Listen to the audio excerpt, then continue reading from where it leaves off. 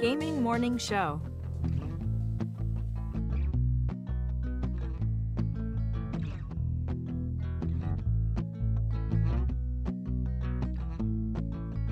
Tell your friends, tell your mom, Gaming Morning Show is on. Wait, Austin, your mom is here?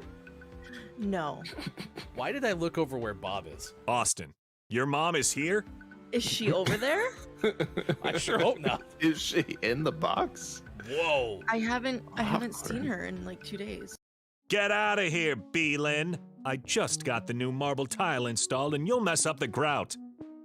Besides, like our friend Oh Guitar Boy said, Sorry, KK. it's time for the clinically acclaimed Gaming Morning Show. Or should I say, award-winning. And we have a clip of the year, friends. It is the Lost City of D live. Glad we won. Woo! Burp, burp, burp. Kiki Lowe is in search of something. I need a D that works. There's the D. Searching in the universe because the D is currently broken. Gaming Morning Show won clip of the year. Oh my gosh. But don't you dare expect to put that Chris Emye Memorial Clip of the Year trophy in this I box. probably should have prepared something more special. I'm getting the walls repainted soon. Now where to put the chandelier or the bearskin rug? Oh, and the piano, can't forget that. Maybe there is somebody in the world that can help her.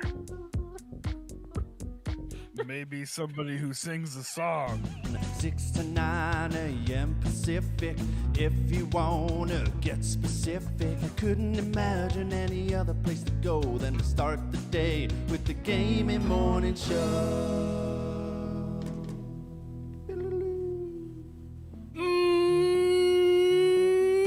Morning, gamer. Gaming Morning Show is ready to go. It is Monday, January 31st, 2022. Thanks for being here wherever you may be. Facebook Gaming, Twitch, YouTube, Twitter, and at gamingmorningshow.tv, sports.gaming, left side of the screen. I am Hefty Goof, and we are excited to spend 3 hours with you up until 9 a.m. Pacific time. We have Gaming Morning Show morning gaming news coming up at 25 past this hour. And then birthdays, this day in gaming history as well. Please stick around. We have name of the month announcement for the great month of October. I always say one philosophy in life, Sean, is wait till the last day of January to do anything about the great month of October. Well, it's true. It's it was only 3 months ago. Yeah. So we've waited longer to do things. I mean, some said that we would never announce the July name of the month. True. Look at us now. In case you don't know what we're talking about, go to our Twitter at WatchGMS. We'll tell you more about the Fulfillment Appreciation GMS Name of the Month giveaway. Over $60 in names to be revealed and given away over the course of this week. And Thursday we'll make that winner known. You can enter on Twitter right now. So we have that Name of the Month announcement. Also, we'll get an update on what Look, It's Mike O is covering at this hour coming up throughout the course of the show as well. Kate Zaid is here, was first at 21 past 5 o'clock. Kate, how's your morning going? I am JF Downs is here as well. Scott Chick, good morning to you. K-Laugh has checked in, and Kate Zaid is already interested in our topic of the day, so without further ado, let's talk about that. Yesterday, during the AFC Championship game, and we have sports coming up at 7:50 this morning, although I'm kind of spoiling it a little bit. Look at my shirt. We're all winners today, chat. It's a good sports Sunday. It was a pretty good day. Sports were not dumb yesterday, let's just put it that way. In fact, I think it'll be great because when we get to sports and we tell you the results of the football games yesterday, even though you may not need to wait because look at my shirt. Anyway, Sean can recap what he walked into getting set to pick me up so we can go do something yesterday. It's very, very interesting. But my point is during the AFC Championship, there was a Paramount Plus preview. Ooh, alliteration. It's fun. The PPP. Pew, pew, pew, pew, pew. For the Halo TV series. Did you know this was a thing? Yeah. Great. Mm-hmm. Did you tell us about Did you that not- in the did you- Gaming Morning Show Morning Gaming News? I don't think so. Okay. It's been a thing for quite a while though. Okay. Yeah, I honestly didn't know. Now you do. Yeah, it's going to be on Paramount Plus. I believe it's coming out sometime in March. And so we're asking you, which video game should be a TV series? And my answer's not likely to surprise anyone because, like, my depth of video game knowledge is pretty thin. But I think it actually makes sense what I'm going to say. I'm going to let you go first, though. Do you have any video game series as you've sat there and played them, or from your childhood, you're like, man, this has to be a TV series? I don't have any go-tos, but I mean anything that I've played, especially over the last like 10 years, that's heavily story-driven, could be fun. Like The Last of Us has been thrown around because it will be getting a TV show. I think that's a fantastic idea. An Apex Legends TV show could actually be a lot of fun too. Yeah. I mean, that's the one thing that I've said about Apex, right, is it's had really good lore, the whole time it's been on. It's interesting because you wonder if at some point video game creators are going to get frustrated because they're basically writing scripts for TV shows. Because, like you said, a lot of the story games, The Last of Us, I'm sure the Horizon games, we're going to have the Horizon Forbidden West coming out here in February, which we are going to play on GMS Plays. That probably could be, right? I was thinking Mortal Kombat would probably make a great TV series because there's so many damn characters that you could have that thing going for a while. And there was criticism of that last Mortal Kombat movie that came out on HBO Max because, like, they didn't spend a lot of time developing certain characters because I don't think they had any time, right? So, Yeah. I think that one makes sense. That one could be fun too. Kiki, What if they made a Super Mario Brothers TV show and Chris Pratt played Mario? No, how about not? I don't think that, based on the reaction to the video game movie, the Mario Brothers movie, I don't think anyone's looking for that anytime soon. But I think if they brought back like the Saturday morning cartoon again, I think people would be all about that. I mean, just listen to how much my kids, your niece and nephew, talk about the Mario Brothers game. I mean, we learned about Nabbit yesterday in the car. It's true. I did, anyway. That Nabbit. Who knew? Nabbit. He's a purple bunny. What's not to love? Kiki Lowe is here. Top of the moron. Says the trailer looks so good. My friend Star is working on the show, which is super cool. That's neat. Kiki said also, I want a live-action Pokemon TV show with as good a quality as the movie was.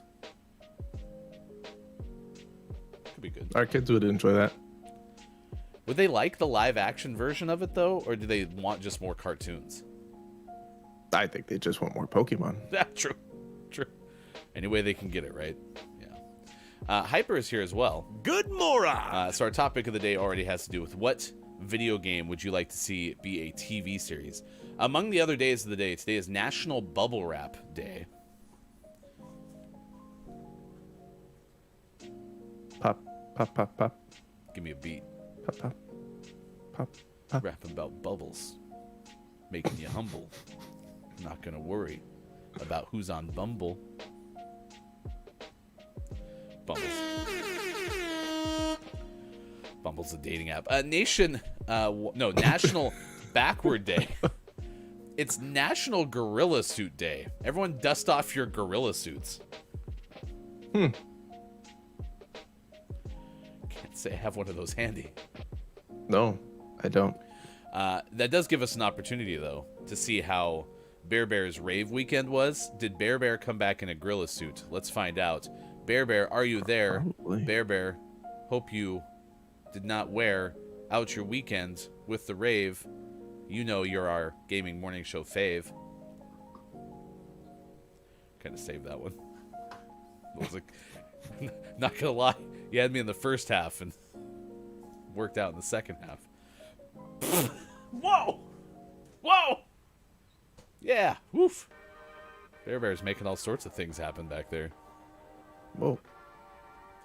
He also, for some reason, made my computer make its like sound. So whatever he's doing, he's using my PC.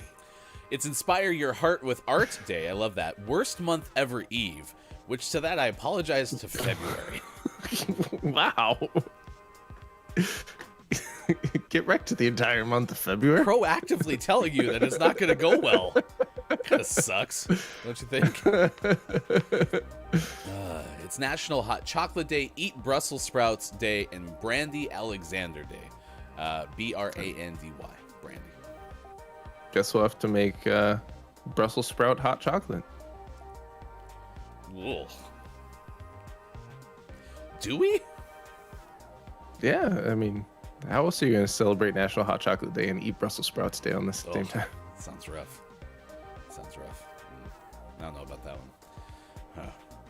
We'll figure it out. Kiki said Pokemon is missing out on live action. That would be amazing. Fair enough. And Hyper, good moron to you, because I could see a Pokemon live action being great if it's in the vein of Detective Pikachu also plays the Mad Wario piano, or Mad World piano after the February 7th. Yeah. Get wrecked, February. I see bad things for you in the month of February. Ooh. Sorry, February. Kind of rough. Not gonna lie. We went to a hockey game yesterday. Some would call it a hockey game. Others would call it a Winter Hawks practice session. The first period was pretty moderate. It seemed like a competitive hockey game, kind of. Did it? The second period got kind of ridiculous. It was fun. 5 goals scored in the second period. The team that we were rooting for, being the home team, won 8-0. Yep. I'm trying to think. 40 shots taken by a goalie in hockey has to be a really long day.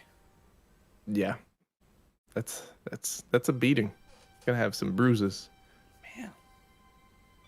I don't know if I'd want to deal with that. Scott Chick says, that sounds absolutely disgusting, Sean. Hot chocolate and Brussels sprouts. It's true. It does not sound good. Do you think the next time the Winterhawks play the Tri-City Americans, the Winterhawks can get more goals than the Tri-City Americans get shots on goal? Because we weren't that far off. Yeah, at one point it was like 14 saves or something that the Americans goalie had, and the Winterhawks had scored 8. Yep. A little scary. Do you like Brussels sprouts in general? Yeah. Okay. They have to be cooked well, like the correct way, but I like them. See, I really do too. I think Brussels sprouts are delicious. Mm-hmm. Like, yeah, I think they're yummy. You can cook them in bacon fat, and that like enhances their flavor even more. But it's because they taste That like does help. bacon. So Right. That doesn't hurt anything. never bad. This is from Polygon. The long wait for the Halo TV series to be released March 24th. Microsoft and Paramount Plus released the series with a full trailer. It's going to have different things with Master Chief, Cortana, and Covenant. And the Covenant. In fact, I think Polygon's tweet said something to the effect of Master Chief, like you've never seen them before. So, Nice. I mean, I'd check it out just because we do the show. If I wasn't doing the show, I might not watch it. The only other big prohibiting factor is I don't have Paramount Plus. Yeah. Yeah, that's gonna make things difficult. Peacock till I die. Hyper says, about to render about 2 hours of footage for work, so my computer will probably die. Ugh. Bummer. When you're rendering anything for YouTube, does your computer just start smoking? No, but it does do that thing where everything's fine, and then for seemingly no apparent reason, it'll make that same noise. Oftentimes, because the stuff I render typically takes less than 10 minutes. And usually I'm rendering it and then immediately trying to like upload it to YouTube and get all that stuff on here. So I usually start the render and go lay on the bed right here and just hang out and wait for it to finish. And so I get to hear everything and just, it's fine. And then, and then it stops. I look over, progress bar's still moving. So I think we're okay.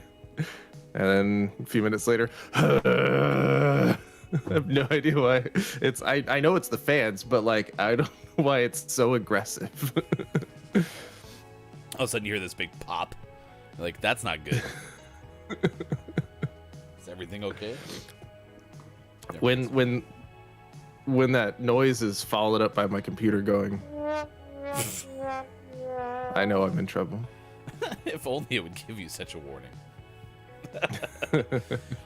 Yesterday was Kiki Lowe's last stream for now. It was a lot of fun. Played Goose Goose Duck. It's like Among Us ripoff, but it's fun. Just so you know, it's called Goose Goose Duck. Don't download Duck Duck Goose first. Turns out that's a different game. If you don't know what I'm talking about, check it out on our Discord. Thank you. Hey, it's Brendan _TTV. Yeah, Towns. More on to you, Downs goes. Or was it Duck Duck Goose? The only thing I could do in Duck Duck Goose was, and I'm not saying that I downloaded that or anything, but let's say allegedly I did. The only thing I could do in Duck Duck Goose was hit a button, and it would get to the pause menu. So things weren't going very well. Was it a good pause menu though? No, it couldn't even get off the pause menu. It was the worst. I would rate it the worst pause menu I've been on in years.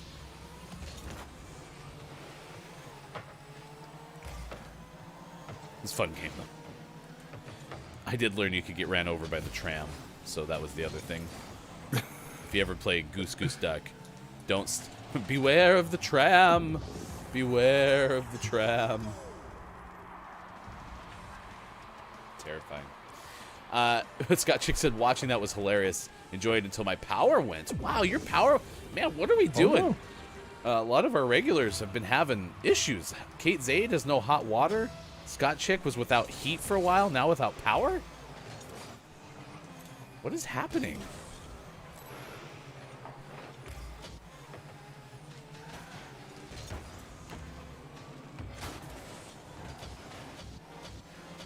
We're gonna have to make the GMS utility company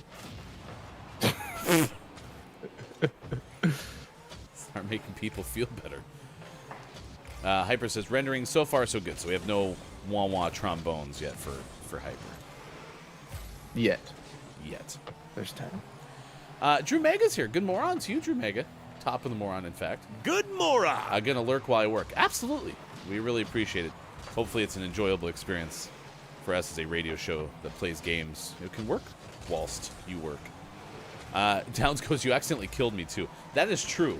I was a role in Goose Goose Duck known as the sheriff. And so as a sheriff, you can actually take out one of the ducks that you're trying to discover. And I was pretty certain that Austin was a duck. And so I went to go murder Austin and came around a corner and it was Downs. Bummer. So I took out Downs very harshly. How could you? Oh, I thought it was Austin. I had tracked Austin to a certain spot and then like went out of my vision, and then next thing I saw was Downs. Thought it was Austin. Honestly, I was also practicing my kill button because I'm so bad at mouse and keyboard. I hadn't been the duck yet or the imposter, and so I just decided I got to try it and see if I could do this, and I could. It turns out. Your practice went well. Scott Chick says, power's back on. the windstorm that came through yesterday caused a bit of havoc. Man, I'm sorry to hear that. I really dislike the wind. The wind can make me, like, viscerally angry.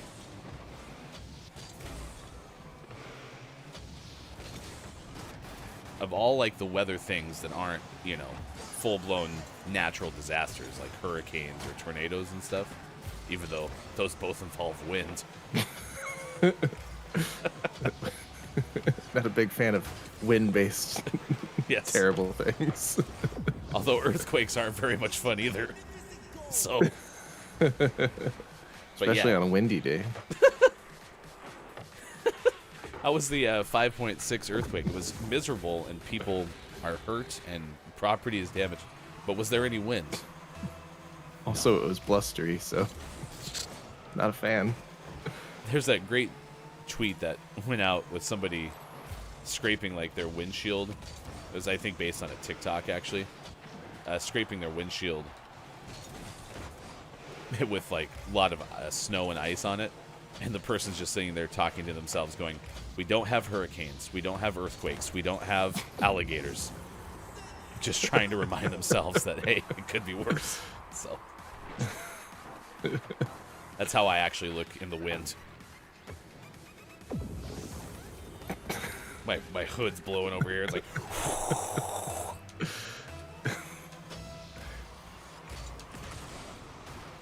it's rough. Downs did say it was my favorite part, and then Earthlinka says Chris killed me right away after I accused him, and nobody believed me. Chris is a pretty good duck. Chris M.E., mayor of the internet. I was sitting there running away from something, and Chris is like, "I think the teleporter's this way." And I was like, "I can trust you, mayor of the internet." So I followed him. Murdered me. Not cool.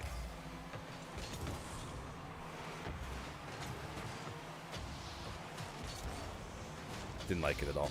Hey, we got the Gaming Morning Show Morning Gaming News coming up after this. Digital Doc Games is checking in. Top of the Mora. It's good to see you, Doc.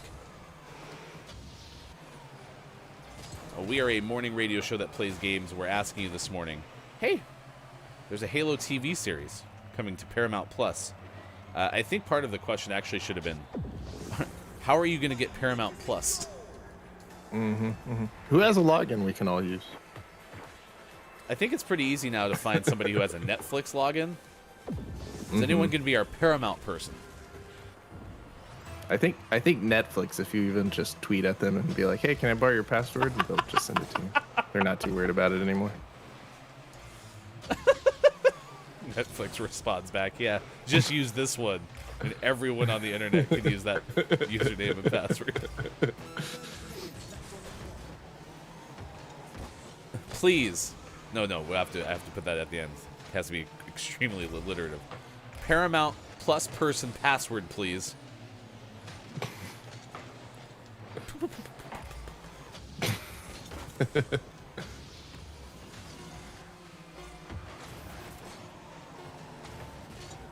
Well, the streak is going to take a little bit of a sunset here. Yep. Didn't go well. But our quest to win 100 straight games of Rocket League in the month of January is not dead yet. Okay, it's dead because it's the last day of January. Feels kind of dead. Yeah, it's the last day of January. We only play 6 games a show. There is literally 0% chance. So, ooh, that's nice in the ears. Hyper says, blame Consolation prize. blame February. It just started.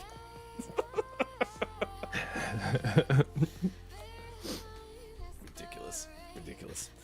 It's 6:29 now. We're a little bit late, so we'll get to the news. At this hour, we're going to check what Maiko's following as well. 9:29 out on the East Coast is 2:29 for those watching GMS in the UK. We have birthdays this day in gaming history as well. If you have a birthday to celebrate, please let us know on this worst month ever eve. Sorry, February. Here's the news. Hashtag video game expert Sean. Good morning. It is Monday, January 31st, 2022, and this is your Gaming Morning Show Morning Gaming News. At least February is a short month, I guess, right? Since it's so terrible. Our first story has to do with a state of play that's coming this week. It's going to be centered around Gran Turismo 7.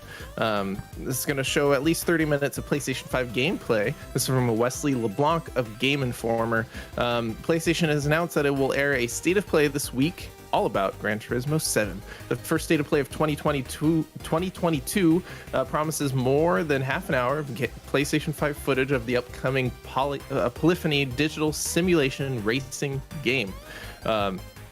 It's also going to feature new details about Gran Turismo 7, which is slated to arrive on PlayStation 5 and PlayStation 4 on March 4th. Quote, the first 2022 State of Play arrives later this week, and we're all revved up for the footage to be shown.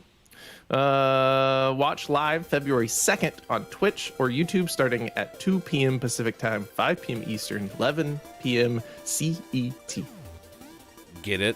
Revved up because it's a racing game? They're all revved up. They'll be racing to Twitch and YouTube to watch the state of play. Get it? Because it's a racing game. Tires. Yes. Did I do it?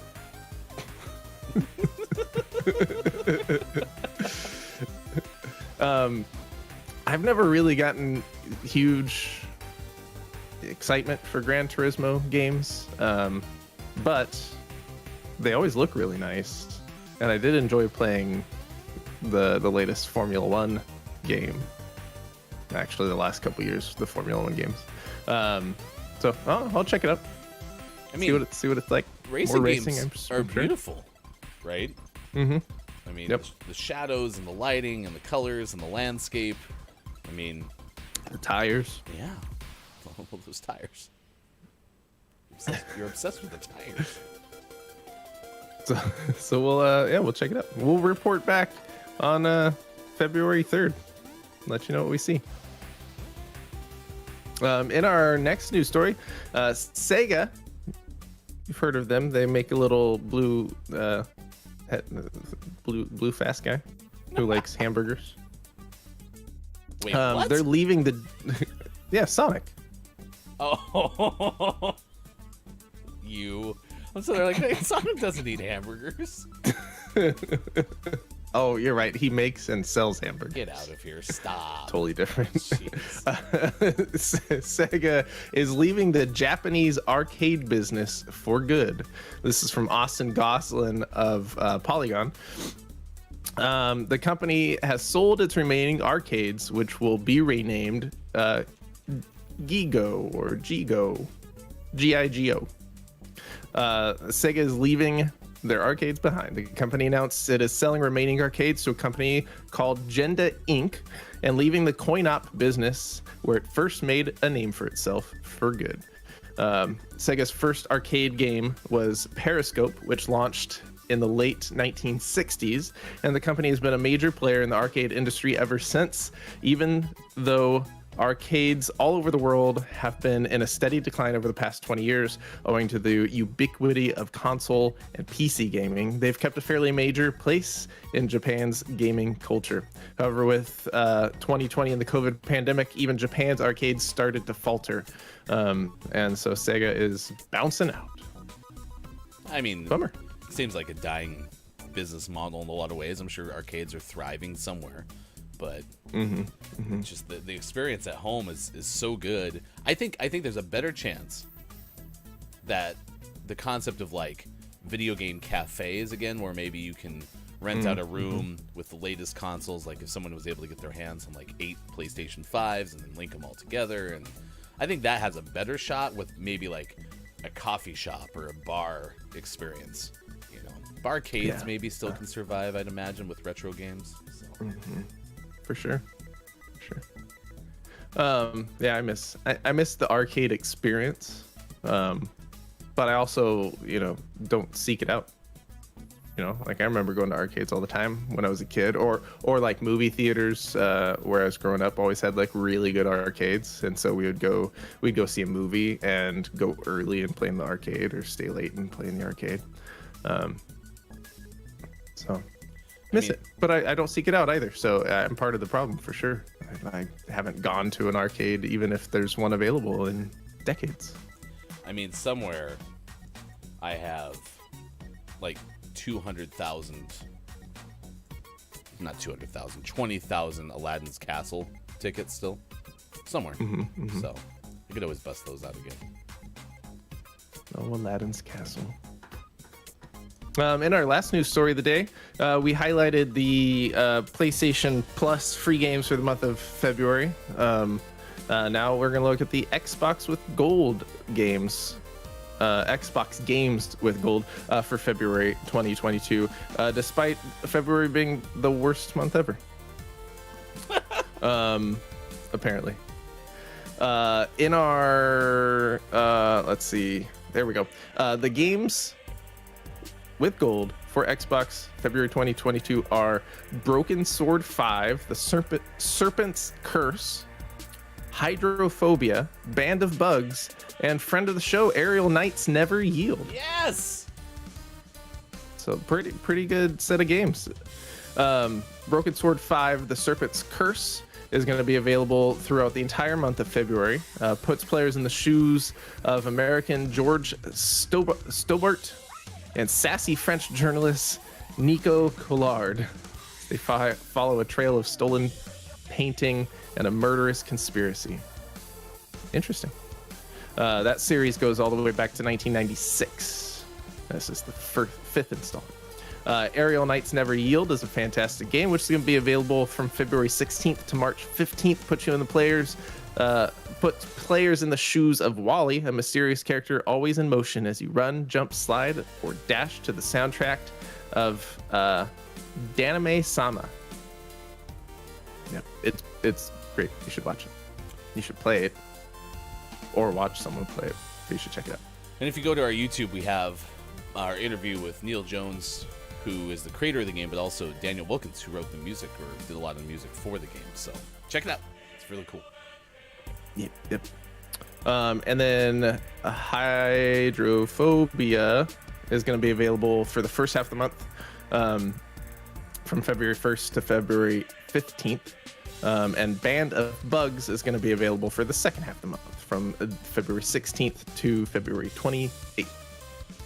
And always last but not least, we finish off today's Gaming Morning Show Morning Gaming News with the world-renowned segment within a segment where we take a look at what is out today, like Treasure Hunter Man 2, out on Switch. And that's the end of the that's everything. There's nothing else we do in this segment. You sure? See, back to you in the newsroom. You're in the newsroom. I'm not in the newsroom. You're in the newsroom. Back to me in the newsroom. Back to me in the bedroom. Okay. Bear, help us. There's only one game out today, and it's not good enough to be name of the morning. Wow. You don't get nothing. Treasure Hunter Man 2 out on Switch. Not a single. Wow. Nope. No default win for you. It's not typical that you won't even give out a default win. Nope. Jeez. I've been blessed with not having to deal with single games out in one day for a few weeks, so I don't like it. IMGF Downs points out, though, there seems to be a segment missing. Are you sure? Nope, that's everything. We did it all. All right. Well, congratulations to no one. We did News Story 1, News Story 2, News Story 3, out today. Yep, I think that's everything. That's all. Yep. I don't remember I seem to have run out of buttons on my Stream Deck, so I think we're done.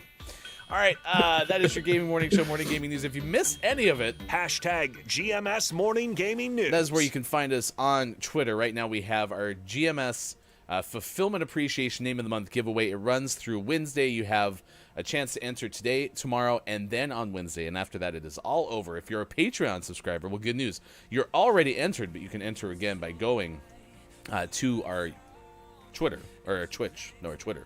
Yeah, the last one, Twitter. At WatchGMS. And it's the pin tweet. Just follow the instructions there. It's pretty easy. There's 3 steps. And then you are entered in for a chance to win over $60 in past Name of the Month Never mind. It's all over. Mike wins.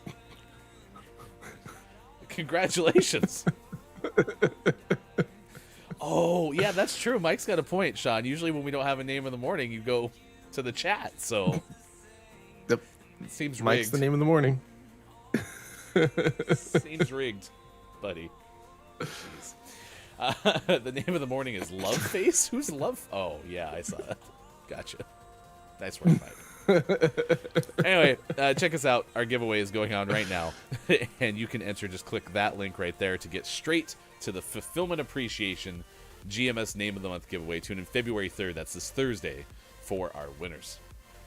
It's funny. It's funny. If you missed GMS Weekend Edition, is our weekly show that we do on Sundays at 7 a.m. Pacific time. Our good friends Chris M.E. and Austin Attack host the show. It was a really good show, so please catch the VOD. It's on our YouTube, and then join us live next Sunday for a new edition at 7 a.m. Pacific time. Had a lot of fun. A lot of content discovery was in there. New faces, and we'll be sharing those throughout the course of the week on our Twitter as well. All right, it's now 6:41 on the West Coast, 9:41 out east, 2:41 for those watching GMS in the afternoon. All right, let's find out what's Mike O tracking this hour. Thanks, Ryan. Our first story is care of the AP News, and that takes us to Mount Pleasant, Michigan. Dozens of prospective Central Michigan University students were mistakenly told they had won full-ride scholarships that include room and board have received an apology from the school and offers of the equivalent of full tuition scholarships to make it right. School officials said 58 youths received messages last weekend while accessing the university portal telling they had won a Centralis Scholars Award, which includes full tuition, room and board, money toward books and supplies, and a $5,000 Study Away Award. But the university said Wednesday that those contacted hadn't won the prestigious award, and the message had gone out inadvertently as school staffers were testing their new messaging technology. Parker Christensen, a 17-year-old senior at Newaygo High School, said he was so excited to have won the scholarship that he told his friends and family, and his mother posted about it on social media. But his joy evaporated when he learned the message was a mistake. Colleges are supposed to make your dreams come true, not destroy them or make you second guess if they are achievable, Christensen told Central Michigan Life CMU student newspaper. University officials apologized for the error Wednesday night and offered all 58 prospective students the equivalent of a full tuition scholarship. We deeply regret the disappointment and frustration caused by the test message error in the student portal, CMU spokesperson Aaron Mills said in a statement. To make it right, we'll be reaching out to each of the 58 students who saw the congratulatory message regarding the Centralis Scholarship and offering the equivalent of a full tuition scholarship. Now that is what I call a happy ending. Back to you, Ryan. Well, there you go. Scholarships. Give it out to folks who got a bad message from the alert system. At least they made it right. You know, get all of those kids' hopes up and be like, oh, sorry, we didn't mean to say that. None of you get anything. Right?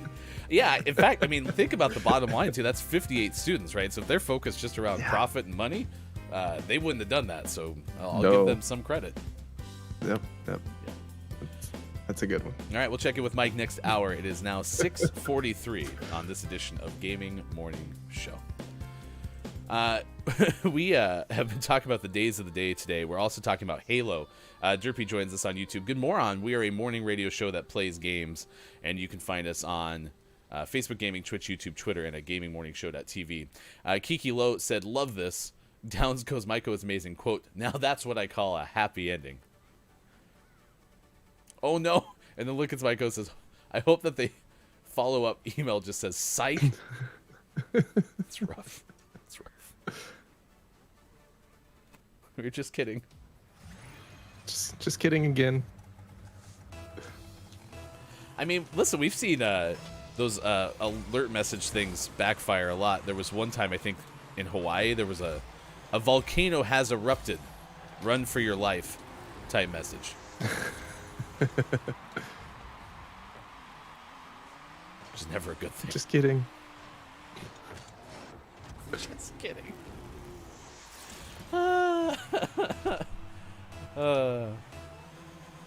Psych. I did notice though, Mike O looks pretty dapper this morning. He looks very nice. Suit and tie. Yeah. I like it. We're gonna get a business receipt, aren't we? Yeah, for sure. I'll just take it out of K-Laugh's salary.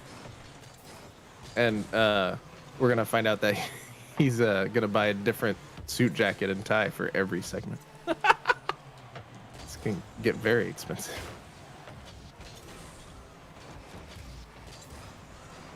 Oh yeah, that's true. Downs pointed out that there's also the new studio build as well, so that wasn't cheap.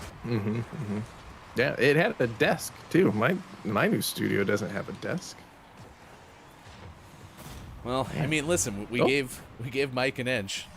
He goes with a mile, you know, with the whole, hey, just build something nice, maybe a little quaint, and before you know it, it's new suits and desks. So Yes, it's worth it though. is Arturo around? He is. Meow. Yeah. He's off. He's off schedule. I woke up and usually he walks up the stairs with me because he wants to go outside, and he was laying on the couch downstairs, and I said good morning to him, and he just stayed there and slept and didn't follow me upstairs. So now he's stuck inside. I kind of like how we can just see the corner of his ears on the bottom of your frame. Look, it's my go says the jack is left over from my wedding. It's fine. Oh, good. The studio was the expensive part, especially locking the real news crew in the closet. I need numerous locks. Just get a nice sturdy box.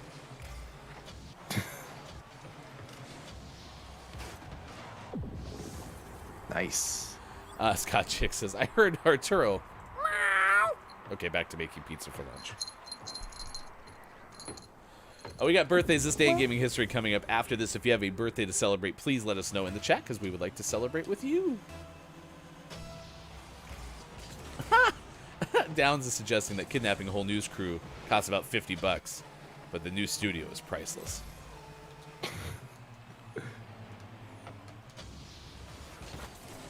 What kind of news crew are you hiring, Downs, for $50? Maybe it's $50 a segment. Ah, okay. Let's say, pay that man. Pay that man his money.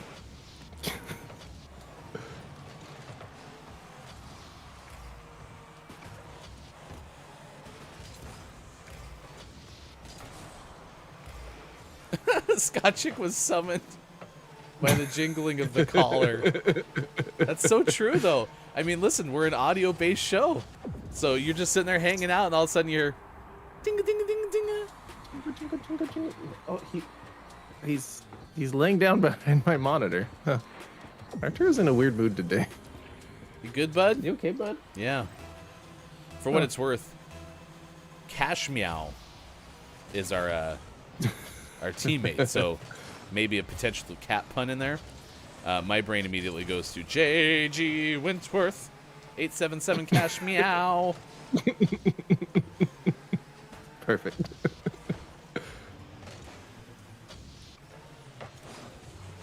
I have a structured settlement, but I have vet bills right now. It's the J.G. Wentworth for pets.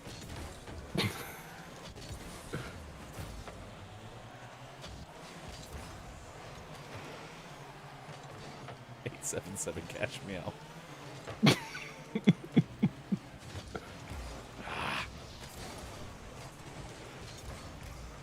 Good moron to you, Tiny Corn Dog. It's good to see you. Thanks for being here on Gaming Morning Show. Top of the moron. Today we're asking about the Halo TV series. It was announced by Paramount Plus on the AFC Championship game yesterday on CBS. So this is the details behind it. According to a lengthy post from 343 Industries, the Halo TV show's story is set to loosely follow the events of the games, sort of. Wait, is that what they put out in the actual official release? Ish. Yeah, I was gonna say if they actually specify that, yeah, we're totally following the storyline of the game, kind of. Like that's great. Ish. Maybe. It's storyline Can't light. see through Arturo. Arturo. Why? Oh, is Arturo in your way? Yep. Oh no. The story will be part of what's called the Silver Timeline, which is similar to the games, but not exactly the same. Honestly, that sounds like something you just say to proactively basically keep people from getting frustrated that the story isn't exactly like the game. You just basically say, listen, there's some things that we couldn't use in the TV series, and so we didn't.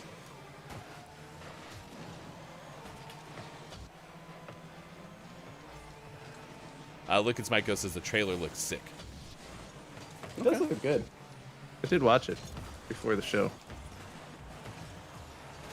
Well, and it sounds a lot like, Kate Zade obviously has a background in Halo, is very excited, but for those who don't, it still looks like something that might be fun to watch, right? And that's where video game storytelling has gotten so good that maybe even if you're not into the game itself, or you wouldn't spend the time to play the game, the lore of it is good enough to create a story that you would watch in a different medium. For sure. And I've never really been into Halo games. I wasn't an Xbox player when they started coming out. But they've always seemed like games I would have enjoyed. And so maybe this is a way to experience a little bit of that for someone who's never played. Oh, that's going to work. There you go. Top of the moron. Good moron. To our friend Quiet I Am Gaming. It's my cash and I need it meow. Well, good news. The next commercial writes itself. So I'm gonna need you and Superphonic to help me out with the music. I'm on it. Be great. Kate Laugh answered our question. Resident Evil would be the one that make a good TV series, and I agree. Is the new thing that's coming out, is that a TV series or was that another movie? I think it's another movie. Okay, fair enough. So, yeah. I'm doubting myself now, but I think it's a movie. This is the link to the Polygon story if you want to read more about the Halo TV series that's coming out in March. March 24th. It's going to give a preview of Master Chief and that trailer, Cortana and the Covenant. So you can read more about that via Polygon.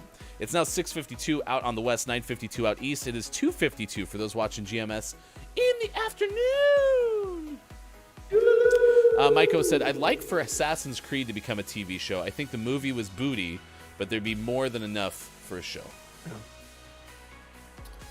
And it could be a really fun show too, because it has a storyline based around, like modern times, but then it can tell stories in different other time periods, kind of like a historic version of Quantum Leap. It's so funny you said that because my brain was like, is this kind of like Quantum Leap? Yeah. I haven't seen Doctor Who, but I think the premise in Doctor Who is a different actor eventually plays the titular character, if you will. You could probably do that with Assassin's Creed too. One season could focus on one version of the assassin, because isn't the person like in different time periods, or is it different people? It's different people in different time periods. Yeah. So yeah, it's all like one. And the storyline is complicated, and I haven't played all the games. But my understanding is it's one, like, it's like a bloodline, like their ancestors, but they're different people. All right, it's 6:54, as I mentioned. It's time for birthdays this day in gaming history. If you have a birthday to celebrate with us, please let us know, because we would love to celebrate with you. With me. And that dog likes to celebrate. He's a big fan. I need cash. Meow. All right. That was better than I thought it would be. That's going to be part of the commercial for sure. Actress Kelly Lynch turned 63 today. One of her first TV show appearances was on an episode of Miami, and then there's an ad. Vice. Miami and the ad. The pop-up blocked the second line of that fun fact. Actor Anthony LaPaglia turns 63 today. Nice. He was born in Australia. Hyper! Anthony LaPaglia, born in Australia. I changed my phone, Hyper, and I'm so sorry. I can't tell you what time it is in Australia right now. I think it's around 1 in the morning. I only have West, East, UK, and then I think I have India from our buddy Vad, who was here like month 2 of the show. So, and this must have been the phone I used when we first started, and I switched out to it. So, actress Minnie Driver is 52 today. She was once engaged to actor Josh Brolin. Same. Keep brolin. Okay, actress Portia de Rossi is 49 today. Graduated from the University of Melbourne. Okay, we're crushing Australia right now. Comedian Bobby Moynihan turns 45, former SNL cast member, and had his own TV show on CBS. I don't know if it's on still anymore. And fun fact, once went on vacation to Australia. Actually, Bobby's fun fact is pretty funny. It's pretty good. He was one of the writers for the David S. Pumpkins animated holiday special. Never mind. I read that differently. So David S. Pumpkins was a bit from Saturday Night Live. In fact, we dressed up as David S. Pumpkins, the skeletons, and the disgruntled boyfriend in the elevator. I read that as I was part of it. Was one of the writers for the Smashing Pumpkins animated holiday special.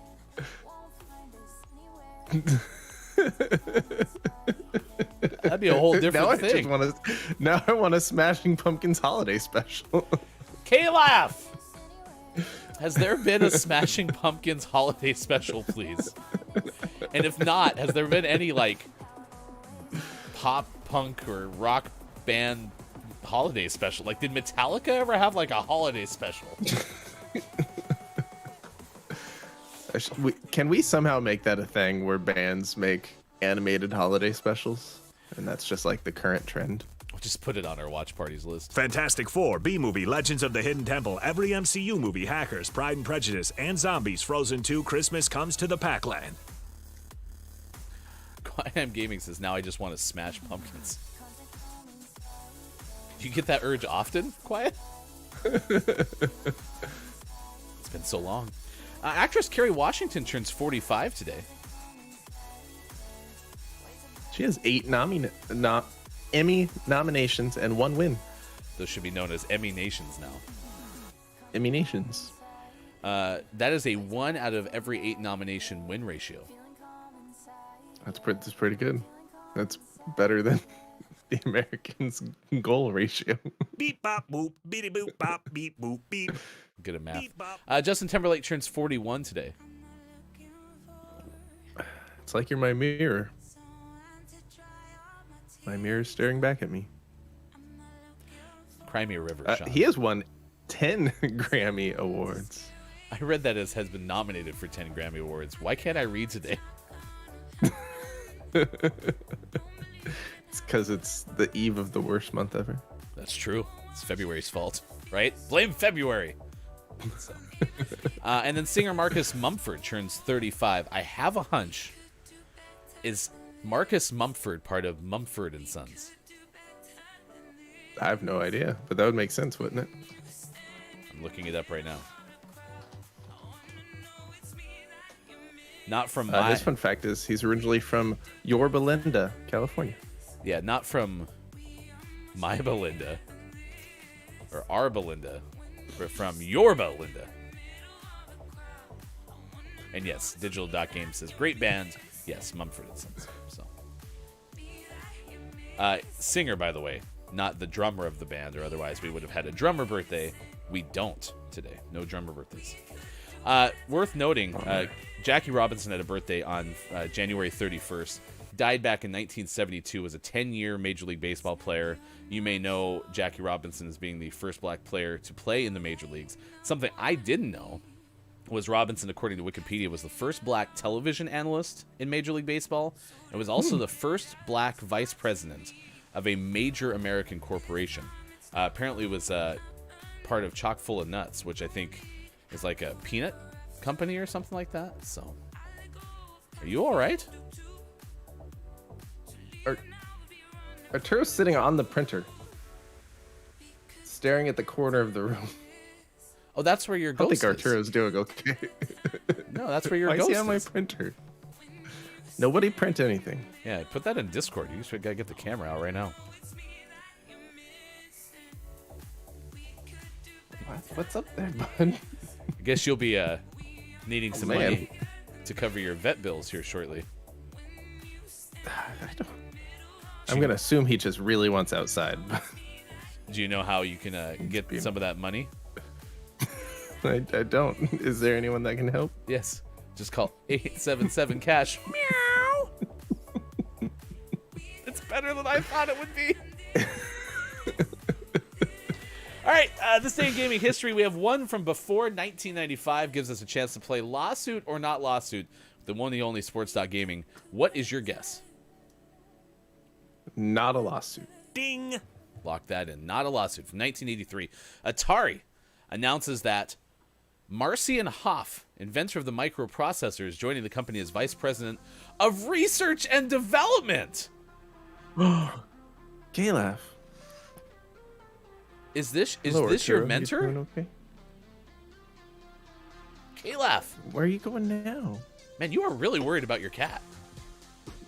Well, he now he wants up on the bookshelf. That's because there's a ghost in your room. Starting to worry. We need King Gray to show up and play some Phasmophobia in your room. 1997, Square releases the Final Fantasy VII video game for the PlayStation in Japan. In 2000, In the year 2000. Activision put out Disney's Tarzan for the Nintendo 64 and Game Boy Color.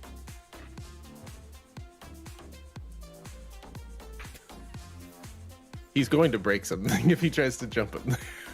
If you hear a loud You hear a boom, crash. Yep. And 2012, Square Enix releases Final Fantasy 13-2 for PlayStation 3 Xbox 360. as well. Man, PlayStation 3-4. pacing back and forth. Yeah. Yeah, he's...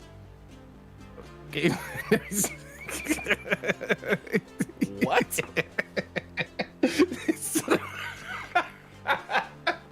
So behind my monitor, my two monitors, and then the stand that holds my light and my camera, there's a tiny little space. he's trying to shove through it and couldn't get through it. So there's a crack between my monitors, and I can tell he's trying to shove past the stand, but then I just see his face go between the monitors. It's like, help me, I can't fit. Poor Arturo. We'll update you how Arturo is doing on the other side of the break. We have a top 10 list, the 10 best TV shows based on video games. We'll give you that. We'll also have sports. Sports. Thank you, Earthling Gaming, for the host on Twitch. Those are always super helpful. Thank you for everyone who has liked and reacted on Facebook Gaming and on YouTube as well. We'll check in what Mike's tracking at this hour in the 7 o'clock hour as well. It's More Gaming Morning Show. It is Monday, January 31st. It's been wild so far on Facebook Gaming, Twitch, YouTube, Twitter, gamingmorningshow.tv.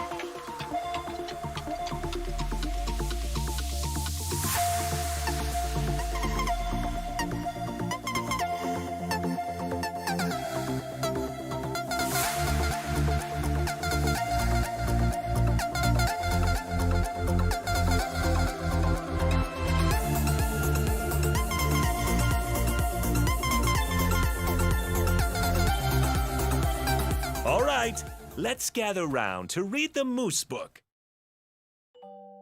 There was a mooster in Worcester. There's a moose loose about the hoose. Shake it loose in your hoose, that moose. I would call it a truce with the moose, maybe spruce up the hoose.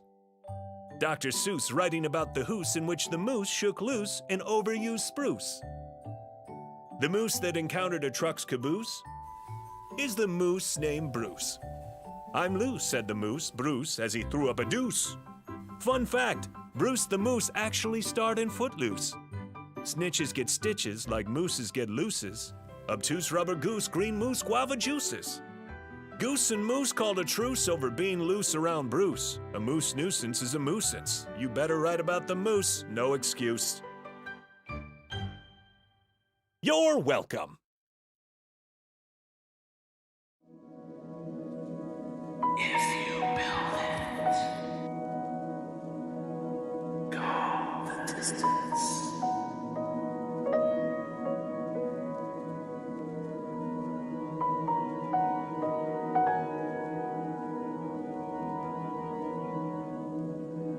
If you build it,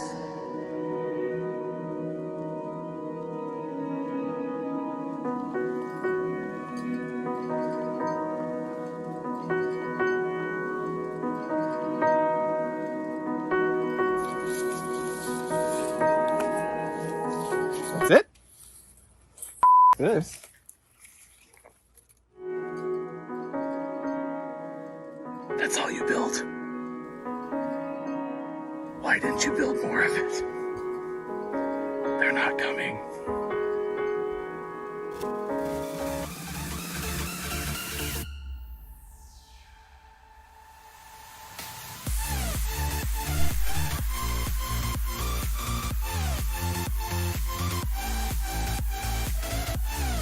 Coming up on Gaming Morning Show, List of the Day, and Sports. Follow us on Twitter at WatchGMS and become a Patreon. Go to gms.watch and click on where to find GMS.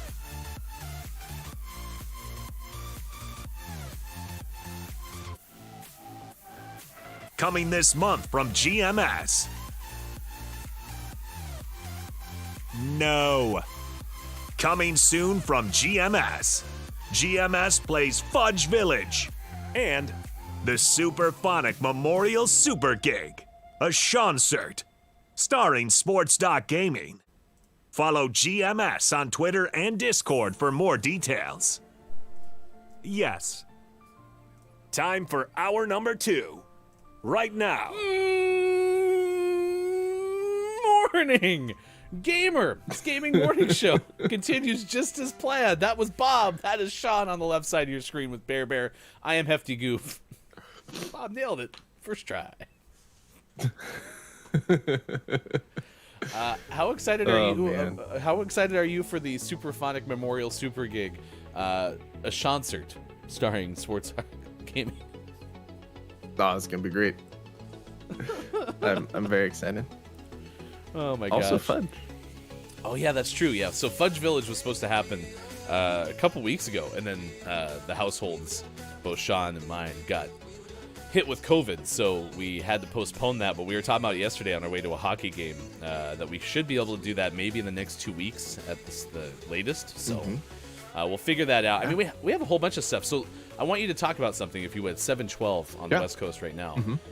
You rolled credits on Far Cry 6, which means there's still a lot of them, but there's still more episodes of Far Cry 6 are YouTube exclusive. But that means it's going to open you up to get ready for a new game. What are you going to be playing next? Yeah, so I had some time to really get ahead on some recording for our YouTube exclusive show. So I'm done with Far Cry 6 storyline. I have 2 more episodes to record to finish up like trophy hunting, because we are going to platinum the game. But then once we're done with that, we're gonna that'll wrap up in February. The last episode's going to air Thursday the 17th. That'll be it for Far Cry 6, which is perfect timing because Thursday, February 17th at 9 p.m. Pacific time, Horizon Forbidden West comes out. And so we're going to just roll right into that. We're going to do a live stream of the first couple hours of Horizon Forbidden West, and then that will become our next YouTube exclusive. So that's going to be a lot of fun. And I love the Horizon. I played Horizon Zero Dawn and platinumed that game, which is probably... there was a year I platinumed a bunch of games, and some of them were like, it was Far Cry 5 and Horizon Zero Dawn and some other longer games, but then a lot of like shorter games. Of all the games I platinumed that year, that was probably my favorite, was Horizon Zero Dawn. So I'm very excited for the sequel. Yeah, I'm excited to watch you play Horizon Forbidden West, because I realized I made a typo in the tease for it, because Horizon whatever Dawn, Zero Dawn, right? Mm-hmm. That one sounded like, I just assumed based on the name, it sounded like a space... kind of almost more like what I imagined Returnal would have been, right? The person in an astronaut kind of get up, like shooting lasers and stuff. Clearly, I was wrong. So I'm excited to watch you play Horizon Forbidden West. It'll be fun. Yeah, it should be fun. And I don't know yet, obviously, because the game's not out, what sort of recap the Forbidden West game will have. But my plan as of now, and obviously... I'll let you know if this changes, but my plan right now is to start the stream, before 9 p.m. and then we can spend a little bit of time rolling into the launch talking about what happened during the first game and kind of preparing you for storyline. We'll recap what happened so that when we start the game, if you haven't played or watched the first game, you'll be caught up so that you can enjoy Forbidden West, enjoy it along with me. Now, before we took the break, there was some concern about your cat. Can we get an update on Arturo, please? Well, to recap, so this was his first position. He made it onto the printer, just staring into the corner of the room. Just that, yep. And then he insisted on squeezing back behind my monitors, and just forcing his way through there to get on top of the bookshelf, where he got up there and then proceeded to stare into that corner. So I don't know if everything's okay or not. And then he got up there, and then we went on break, and I tried to see if he wanted to get down and go outside, because usually he wants outside in the morning. And he didn't want to get off the bookshelf, so I picked him up and made him get off the bookshelf and made him go outside. So you have to go walk it off, Arturo. There's nothing to worry about. Completely unrelated, but look, it's Maiko said your house is haunted. Okay. Earthling Gaming says ghosts be ghostin'.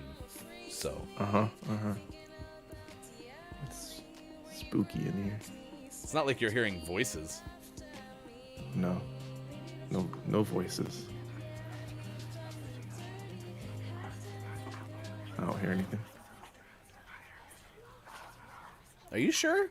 I kind of hear stuff. No, I'm pretty sure everything's fine. Oh yeah, no, I think they went away, so everything's fine. Yeah. Bear will protect me anyway. So. Bear behind. Isn't that right? Isn't that right, Bear? You'll protect me no matter what happens. Behind the bulletproof glass there. Oh. No, jeez. Oh, Bear's out. Huh. That's right. Guess I'm on my own. Bear went Raven all weekend, all right? So Bear needs some Advil. Boots and cats. Our question of the day is about the Halo TV series. A, are you excited about it? But also, is there another video game that you would love to see be a TV series? I said Mortal Kombat just because I think there's so much for character development that you could do with it. That said, there's lots of different options. I think, honestly, it's a little bit rough for video game writers.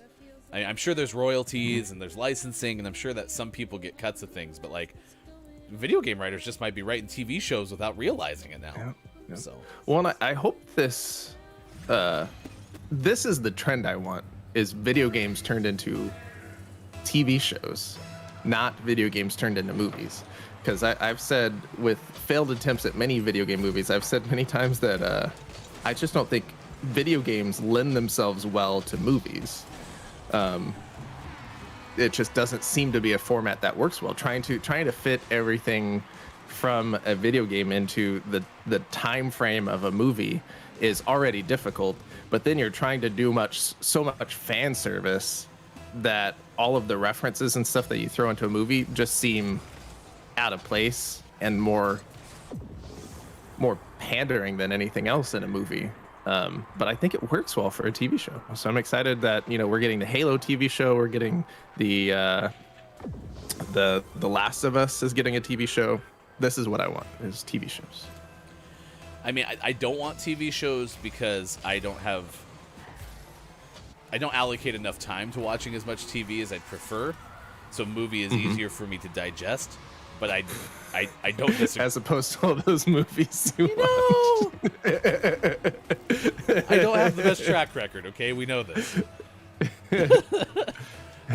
So you get my point, I think. Yeah, yep.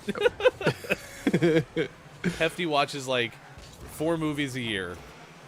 So let's make sure that we can actually watch the one about the video game that I like, is what I'm trying to say. But I agree with you. The storylines, there's just so much that you can do with a TV series. I mean, even breaking up different storylines into different seasons, right? You were talking about that with the theoretical Assassin's Creed TV show. So yeah, I think there's some good potential there. Yeah, this season focuses on Valhalla. This one focuses on whatever, So. And then even logistically, that works really well because, like I said, part of part of the Assassin's Creed lore is there's always like a current time storyline going on in the background, and you don't see that a lot in the games, but it is there. If that's something that's only, a couple scenes per season, you can get some pretty big names for those, current time bits, just to save some money, because then you can have a big name attached to the show, but they're not on it 90% of the time. Well, and so correct me if I'm wrong, chat, but wasn't that kind of the premise of True Detective, which was an HBO show where I remember Matthew McConaughey was on it for a while, but then like the next season it was somebody else. So I could be wrong, but I think that's kind of what they did, was you were able to have kind of an ensemble of people that you might not have been able to convince to do TV for 4 or 5 seasons. Mm-hmm. Yeah. It makes a lot of sense. Are we making an Assassin's Creed TV show? We got GMS produces? Well, we still have to finish Lost City of D, and we have to finish the Furbicide in the Forest made-for-TV movie. But once we get those taken care of, yeah, I'm on board. So nice. Earthling goes, how dare you? Resident Evil movies are incredible. Yep. I'm sure it's written out there. I don't understand, why did they feel like they had to go that direction with the Resident Evil movies? I don't even know. Was it because of Blade, maybe? Because Blade was more of like a, I don't know, an action-y type vampire thing, right? Yeah, it just that also was an era where I think that was like the darkest time in terms of video game movies, where they tried to make video game movies, but they didn't actually want to make. They just wanted the name. They didn't actually want to tie it to the video game. Yeah. Thinking like Doom, like the Doom movie was a Doom movie in name only, basically. Okay. Who was in the Doom movie? Dwayne "The Rock" Johnson. The Rock was in the Doom movie? Sure was. What movie has Dwayne "The Rock" Johnson not been in, please? Wow. Unfortunately, Resident Evil. That could have been fun. Look at Smite Ghost says Kristen Bell was the lab lady for a lot of the game. Just attach her as the same thing in the show. There's so much stuff available that could literally provide seasons worth. I'm going to start working on the script. Do it, Mike.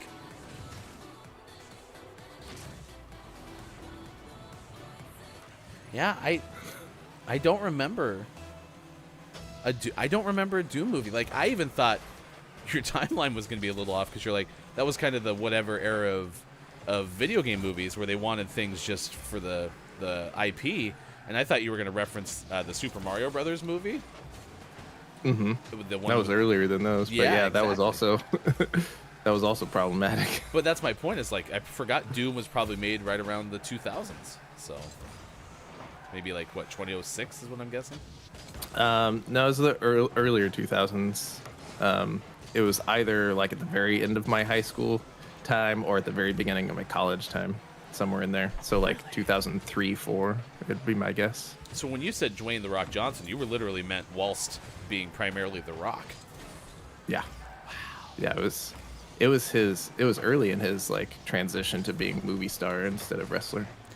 It'd be interesting. GQ and Vanity Fair and some of these other magazines on their YouTube page, they do these so-and-so looks back at all their movie roles. I'm excited for what The Rock says about Doom, especially if it was that bad. Lincoln's Mike says Super Mario, he'd be a better Mario than garbage Chris Pratt. Someday we'll find out how Mike feels about Chris Pratt.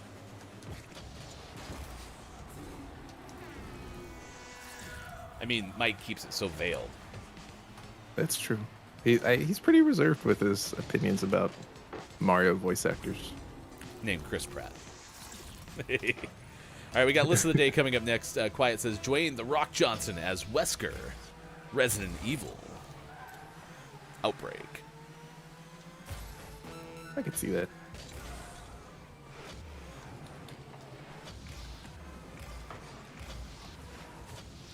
As long as they never make a frickin' Resident Evil 7 game.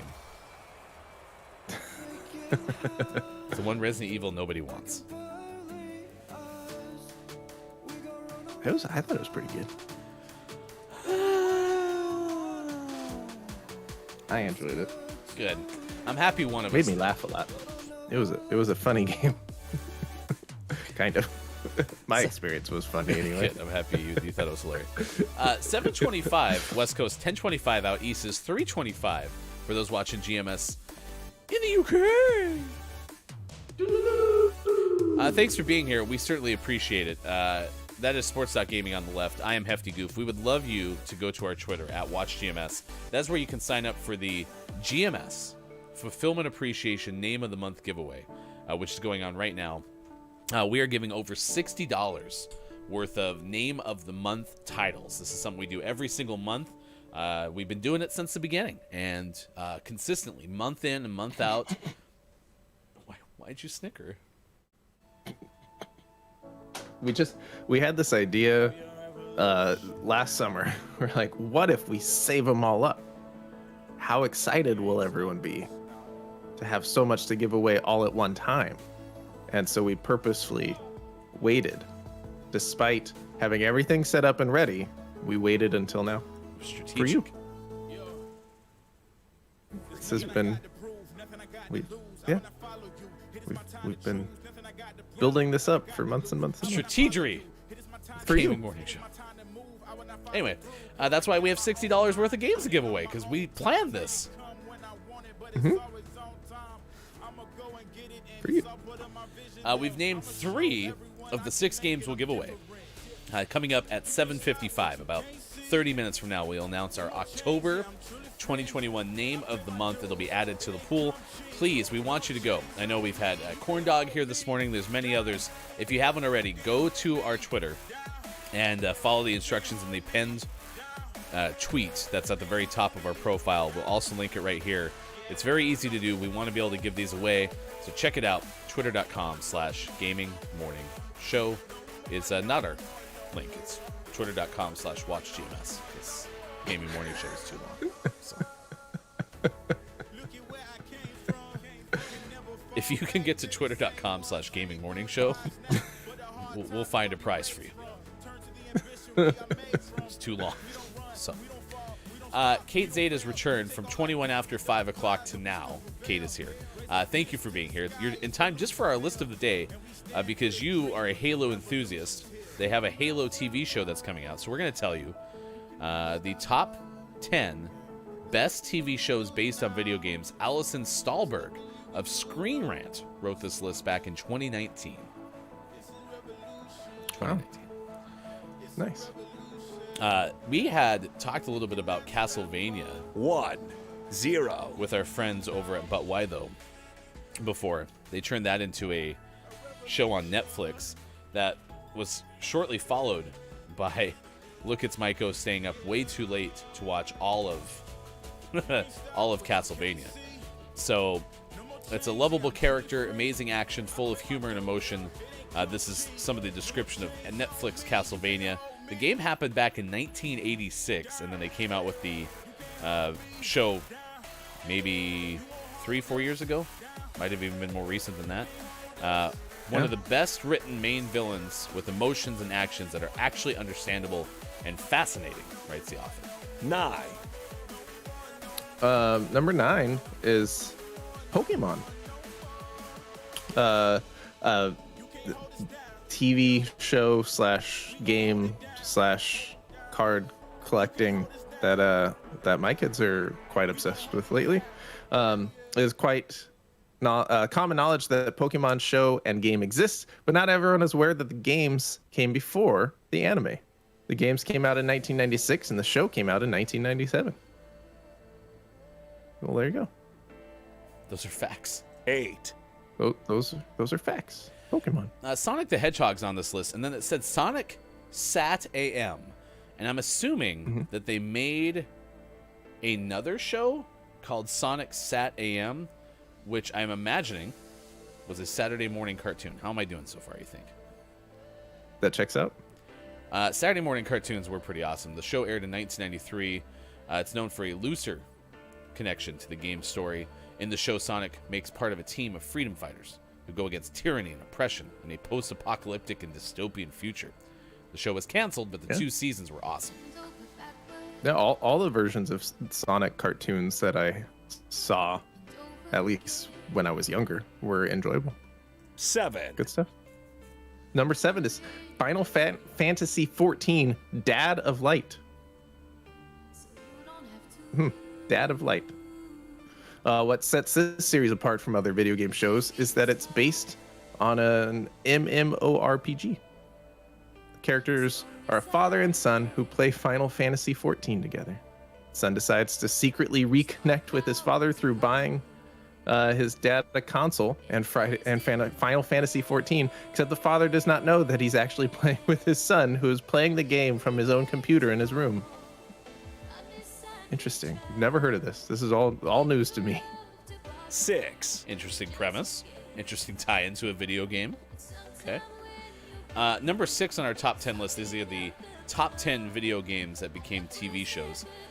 Air TV. Now, this says it's based off a visual romance novel. So was it also... I have this list right?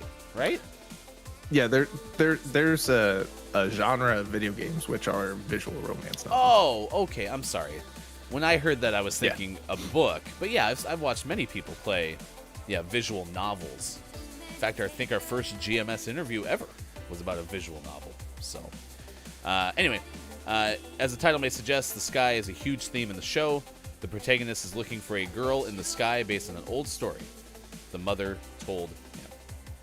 There you go. 5. Number 5 is School Days. School Days is the most controversial show in this list due to its mean-spirited characters and graphic violence. Like Air TV, School Days started off as a visual novel game before it entered the anime world. In fact, it was popular enough to also get its own books, concert film, audio CDs, and other merchandise. School Days. Man, we're going on quite a 4. terror visual novels, because this fourth one is Fate/Stay Night, and it's also based on a visual novel series, exploded into a ton of anime. You still probably have seen these characters around in conventions and anime websites due to the popularity. The series is complicated, so they recommend Otaku Mode as a source for how to start the series. 3. Guess what? We got another visual novel. Clanned is a sweet romance story. In the game, the story branches out between which girl you choose to romance. The big theme of Clanned is the value of family. In the anime, the protagonist is an apathetic high school student who meets a very sweet and introverted girl. It's a sweet love story and also a tearjerker. I read that as Clanad. 2. Clanad.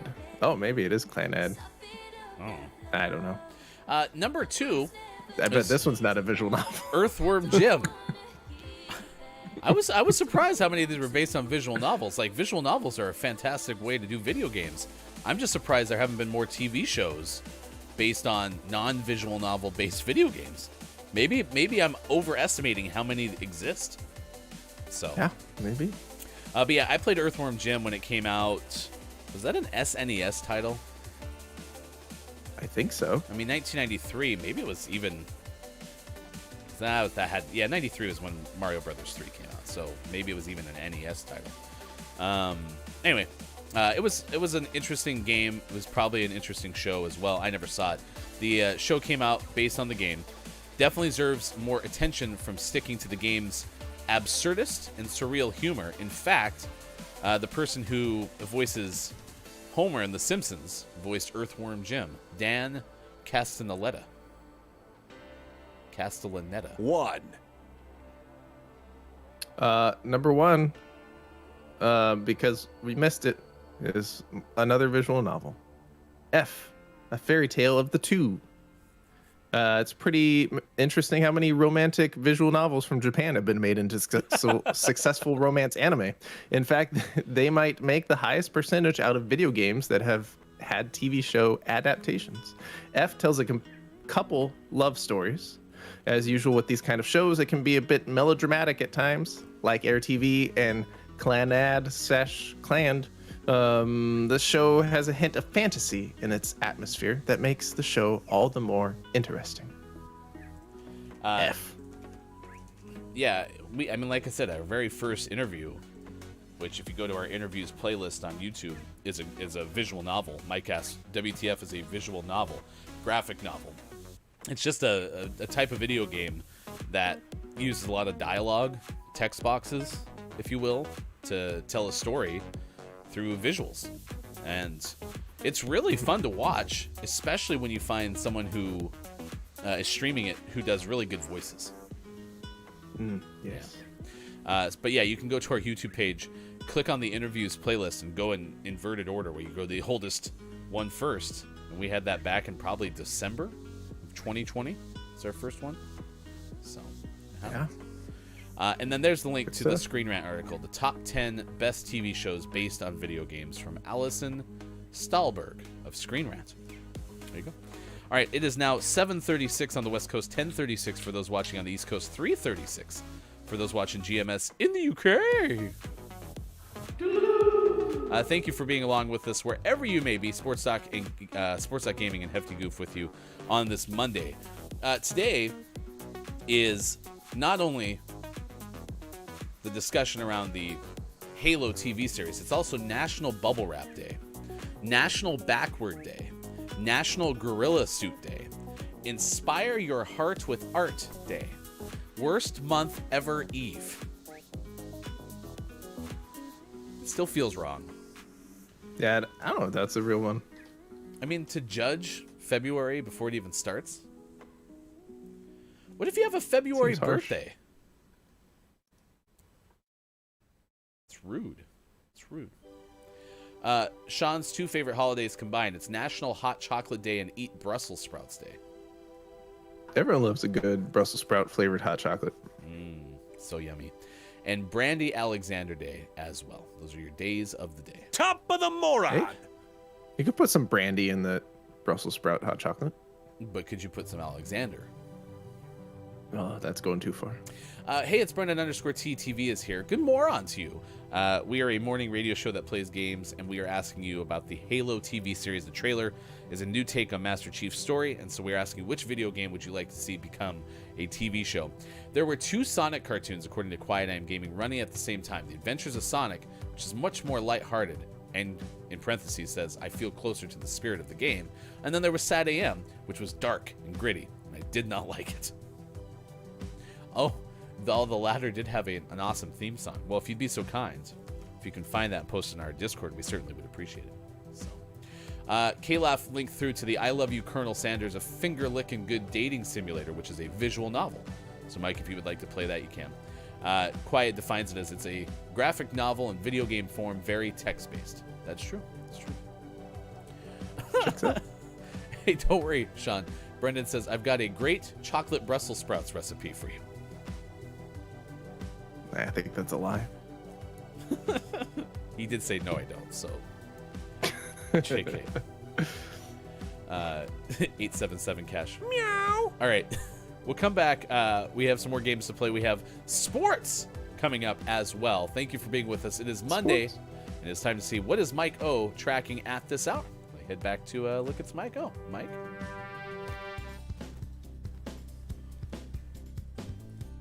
Our next story comes to us via the Singularity Hub, where Vanessa Bates Ramirez tells us about Walmart investing big in vertical farming. Vertical farming is quickly becoming a popular way to grow organic food close to major urban centers. Indoor farms that grow crops in stacked trays using LED light have opened or are underway in Singapore, Japan, the UK, US, and elsewhere. But despite the steady rise of this technology, the food grown in vertical farms is still perceived by many potential consumers as inaccessible, available only in high-end or specialty stores. But this is about to change after an announcement this week from America's biggest retailer, Walmart. Consumers in California will soon be able to buy vertical farm-grown greens in Walmart stores throughout the state. As part of a $400 million Series E funding round that also included SoftBank Group's tech-focused Vision Fund, Walmart bought an equity stake in South San Francisco-based vertical farming startup Plenty. That's a mouthful. The move makes Walmart the first major U.S. retailer to put a significant investment into vertical farming, and according to Martin Mundo, who oversees Walmart's U.S. purchasing, the company's choice to invest in Plenty was very intentional. Walmart executives looked into several other indoor farming companies over the course of 4 years, but chose Plenty because of its high yields and its work towards growing fruits and vegetables, not to mention greens. Plenty's newly appointed CEO, Arama Kutai, told Reuters that the company increased yields in its leafy greens growing rooms by 700% in just 2 years. Back to you, Ryan. All right, it's Maiko tracking at this hour on Gaming Morning Show. Is that vertical greens behind you? This is a live look at the vertical farming that Walmart implemented. Turns out it was just Minecraft the whole time. They were utilizing prior infrastructure. Yeah, you can't eat Minecraft food. I don't know what they're thinking. This doesn't make any sense. We'll figure that out. How? When? Look, 877 cash meow. Look, it's Mike. Maiko is like, look, it's Mike Meow. Is referencing. That's not what it looks like at all. Actually, potentially you're lying. No, that was it. Okay. I called while Mike was doing the story. I made a couple calls. Okay. Confirmed. Second sources are important when you're looking at what we're tracking this hour. So, yeah. Top of the moron. Groggy Your Die is here. Good morning, GMS and Brendan. Look at Ryan and Sean looking so cute. You're very kind. Groggy Your Die was one of our panelists along with I Am JF Downs yesterday during GMS Weekend Edition. We look back at the headlines of the week. Activision not recognizing the union, NHL 22, including women's national teams. We discovered new content, and we had an interview with Oddish from Gold Plate Games or Gold Plated Games.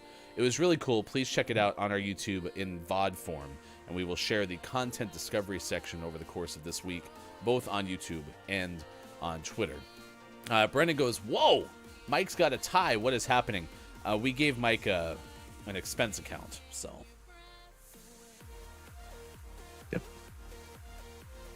Yep. We you may not have noticed anyone that saw the first story and the second story because they looked like the same suit coat, but they were two different ones because Mike bought a coat for each segment. Yeah, it's important. Mm-hmm. Has to look dapper. Yeah. So, there you go. Walmart, big in vertical farming via Minecraft. Did you also know that GMS has a Minecraft server? Because if you didn't, you might be like me. But if you go to our Discord, apparently there's links and you can get in. Just have the right version of it. So have the right version and keep bugging me till I remember to add you to the invite list. It's very important. You can always tag the manager if you need to. Mm-hmm. Groggy, did you have fun on Weekend Edition? Downs, likewise.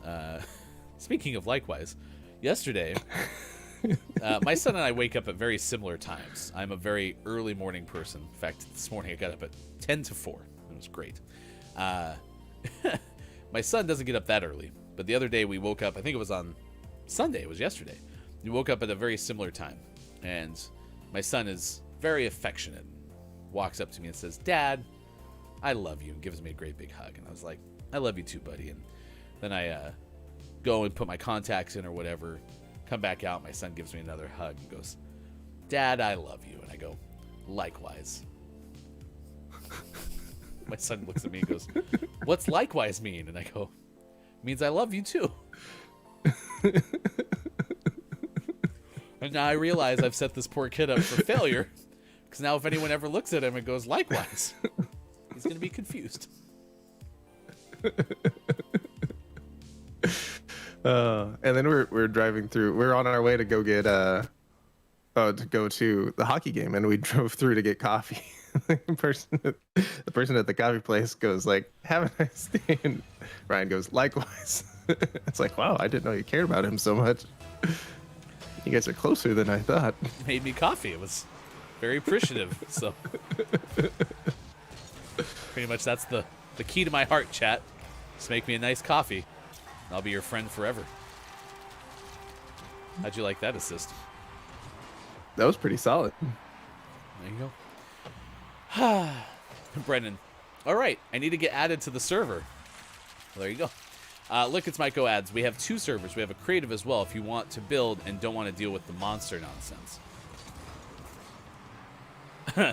The kids got into Minecraft basically because of Sean's children. And they got Minecraft for Switch over the course of the holiday season. And then they were playing in creative. And Sean started playing Season 2 of GMS Plays Minecraft. And my son saw a little snippet of Sean playing and goes, oh, Uncle Sean is playing survival. I thought you were a big deal. So. It's very stressful playing survival. Brenda goes, oh, because this is definitely the first time I've heard about the Minecraft servers on GMS. Yep. Apparently we have Minecraft servers.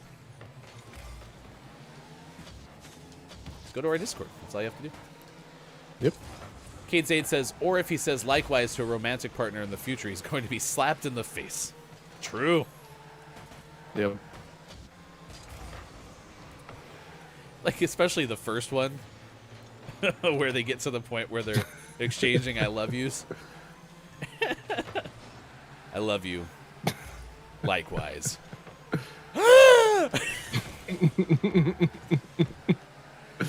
Either that or they recount the first time it happened.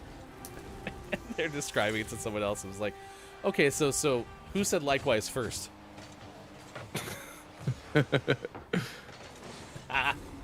Brenda goes, Kate said, giving me Patrick Swayze saying ditto and ghost energy. True.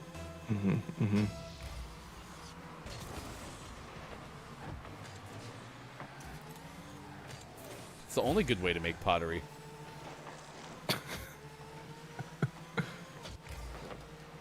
Oh, or Han Solo's I know. Is that really a Star Wars thing? I didn't realize Han Solo did I know. Yeah. Yeah. It was good. Wasn't Good one of scene. wasn't one of the 4 movies I've watched in my lifetime. There's still time. I know. Yeah. Likewise.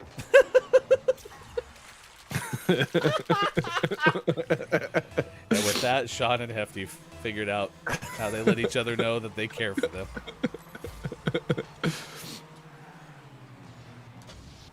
At least this is another thing that'll completely confuse our wives now. So Yeah, that's absolutely.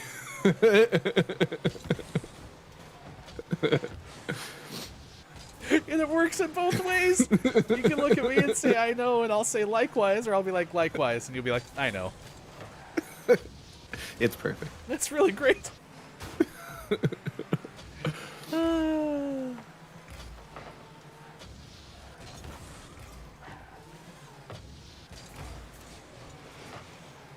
Oh, there goes the shutout. What are we? Shutout. Not the Winterhawks, apparently. No, disappointing. Chat, have any of you ever watched hockey live?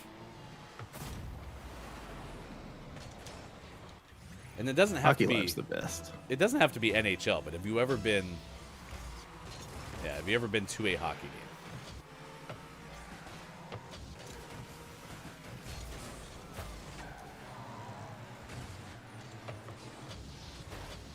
game? Ow. You hurt me. Boop. Oh, we do have sports coming up next, by the way, so hockey is a fairly relevant topic as well. Let's see. Kate Zaid, I have seen hockey live. Quiet I'm Gaming. Yeah, I've been to a few Lightning games, and the Solar Bears? That's a cool name. Is that a... Ooh, that's a great name. Is that like in... what is it? EHL that you have on the East Coast? I think there's an extra letter in there. I think I'm shortchanging it by 1 letter. We have the Western Hockey League. And then there's like the E something HL. Anyway. Look, it's Michael. The Indy Fire have games, and they shoot giant flamethrowers. Have you been to them? Oh, yeah. You said hell yes.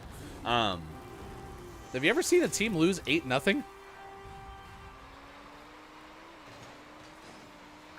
And did you get the sense that it could have been like 12-0 pretty easily?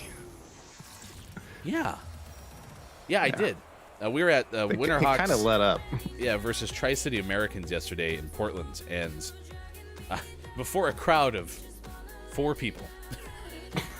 It was only us. Hockey is a very good atmospheric sport, right? If you get a good crowd, the sights and the sounds and all that stuff is a wonderful combination.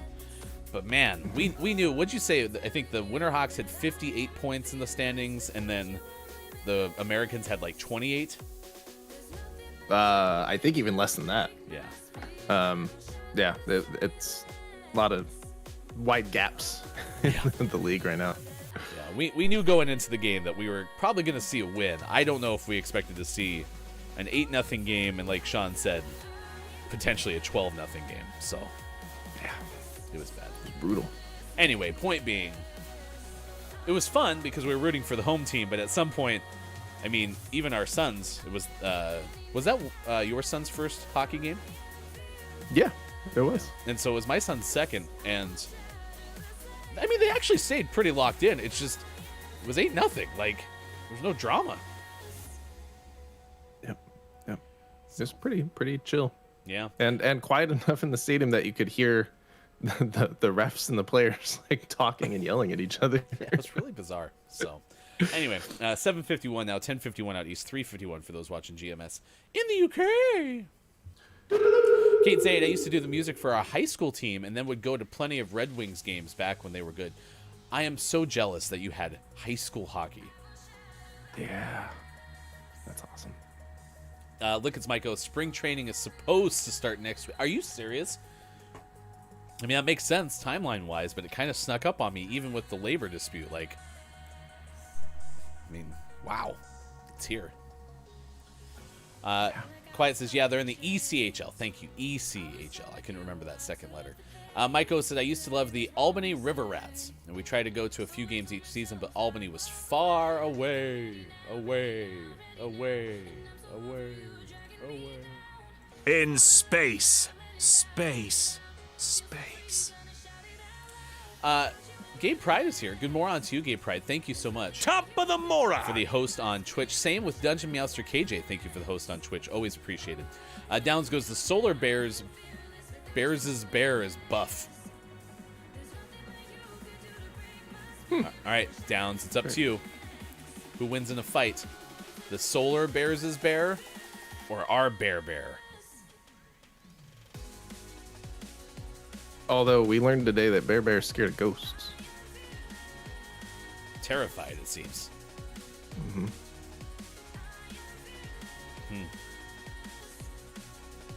I have to look at the Solar Bears' bear. I'm not quite sure.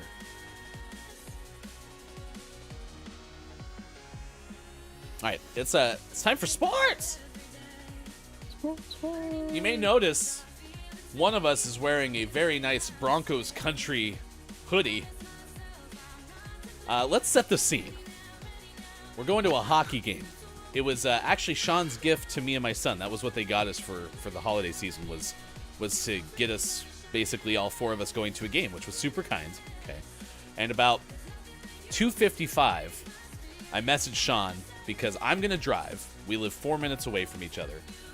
And I asked Sean, I basically tell you, I should probably be driving to your house right now, but could you maybe drive over here? The AFC Championship has approximately, 5 minutes left or something like that? Yeah, something like that. And if you don't know, the Chiefs are winning, and then the Bengals had scored 21 unanswered points to take the lead. And so you were kind enough, said you drive over. And so you walk through my front door, and what happens next? So I walk in, and literally overtime just started. Like, they just started overtime. And Ryan was running around the house getting stuff ready, but came back in to watch overtime, and practically walked in going like this, because that was the vibe in the house. And anyone that watched the game and was rooting for the Bengals or against the Chiefs will understand that it was a very exciting overtime period because the Bengals very quickly get a takeaway and are in a we just have to score to win situation. And so we hung out watching that drive, the Bengals' last drive of the game, and Ryan made about 300 to 300 laps around the living room, kind of pacing and yelling. And then every time the Bengals snapped the ball, stopped breathing. And in most situations, it was a run, and you could hear in Ryan's head him saying, "Don't fumble the ball, don't fumble the ball, don't fumble the ball." And he was thinking it so loudly. And my favorite play was I think it was the only passing play on that drive. The pass went a little high and outside.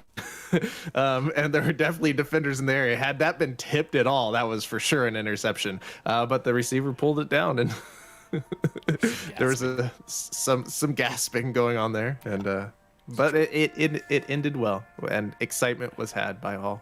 Evan McPherson, 31-yard field goal, 9:22 left in overtime, and your Cincinnati Bengals are going to the Super Bowl for the first time since the late 80s. A come-from-behind 27-24 victory over the Kansas City Chiefs. And so you are spared, chat, from a third straight Super Bowl featuring the Kansas City Chiefs, otherwise known as the New Patriots. I mean, listen, Patrick Mahomes the is New great. England New Patriots. Patrick Mahomes is great. He's a great quarterback. They're going to be tough to beat for years to come.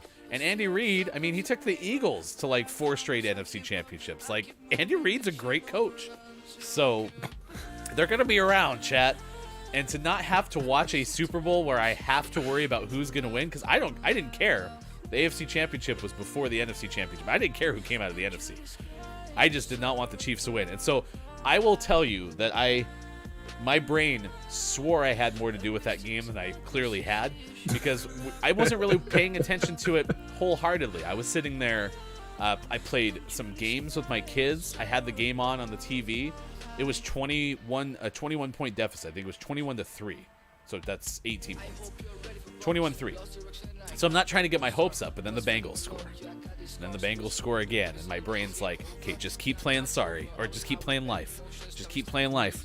Don't acknowledge it. It's fine. They're not going to win. Don't get your hopes up. And then Sean got there for the complete inverse of that. I was in the best. Great. It was great. My daughter was on the phone with a friend and goes, "My friend's wondering why you are yelling so much." She walked out of her room at the conclusion of it all. She goes, "What's going on?" I'm yelling, "Let's go, Joe Burrow! Let's go, Joey!" So happy. Brendan goes, "I don't usually care for football, but I heard that game was awesome." Quiet Time Gaming says, Joe Burrow, after massive hit by UCF in the Fiesta Bowl, 1, national champion, 2, Heisman winner, 3, number 1 draft pick, and 4, first QB to take a team to the Super Bowl in the first 2 years. Built by UCF. Oh, gosh. Trying to get UCF credit for making the Super Bowl. So, I did say at one point, with Hefty Wife in the kitchen on the other side of the wall, I go, I think I might care more about, or I'm being more nervous about this game or something than I am for Broncos games. She goes, "No, you're not." I'm like, okay. Top of the Moron Hauser. Good moron. Largest come from behind win in the AFC Championship game. That I didn't know.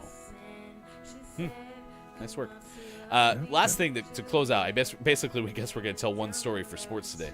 Evan McPherson was the kicker. I believe he's a rookie. If not, he's like a second-year kicker. Going to the AFC Championship game, he kicked a last-second field goal to beat the Titans in the divisional, and the story got out that as he was walking to the field to go kick that field goal, he goes, "Well, guess we're going to the AFC Championship." I'm sitting there like, I hope he walked out as he's going to kick that field goal and said, "Well, guess we're going to the Super Bowl." I don't know if I saw a report that that's the case, but I hope he did. I hope so. Kid's got some guts. And then, yeah, the Cincinnati Bengals will take on your Los Angeles Rams. They also had a come-from-behind victory, trailed 17-3 to the 49ers. And for the second straight year, after it hadn't happened in 50-plus years of Super Bowls, the home team will be present at the site of the Super Bowl. It'll be Cincinnati and the Rams in Los Angeles. Some fun stuff. Sports! Down says, wow, I wish I got that excited by the sports. No, you don't. It's a hard life. You don't want this. Hard knock life. Downs. Sports.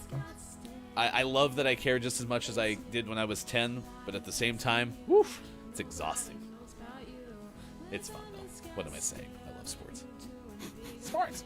All right, 8 o'clock. We're late, so let's hurry up and give you the October Name of the Month. This is part of our Fulfillment Appreciation GMS Name of the Month giveaway that you can enter right now by going to our Twitter and clicking on the pinned tweet. Just follow the easy-to-use instructions there and go from there. So who are the finalists for October Name of the Month? Well, October was an interesting month. I have lots of NAs in the month of October, which tells me there were a lot of days that there were no games or one game out.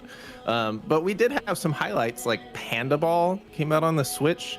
LOL Surprise Movie Night came out on the Switch.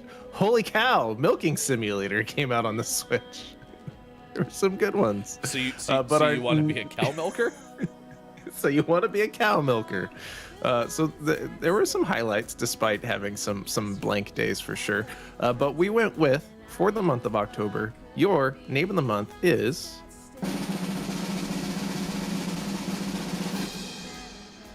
Aliens Drive Me Crazy, out on Switch. That's a good one. That's great. Aliens Drive Me Crazy. Aliens Drive Me Crazy. Little known fact about this game, it is a mashup of Aliens and Britney Spears.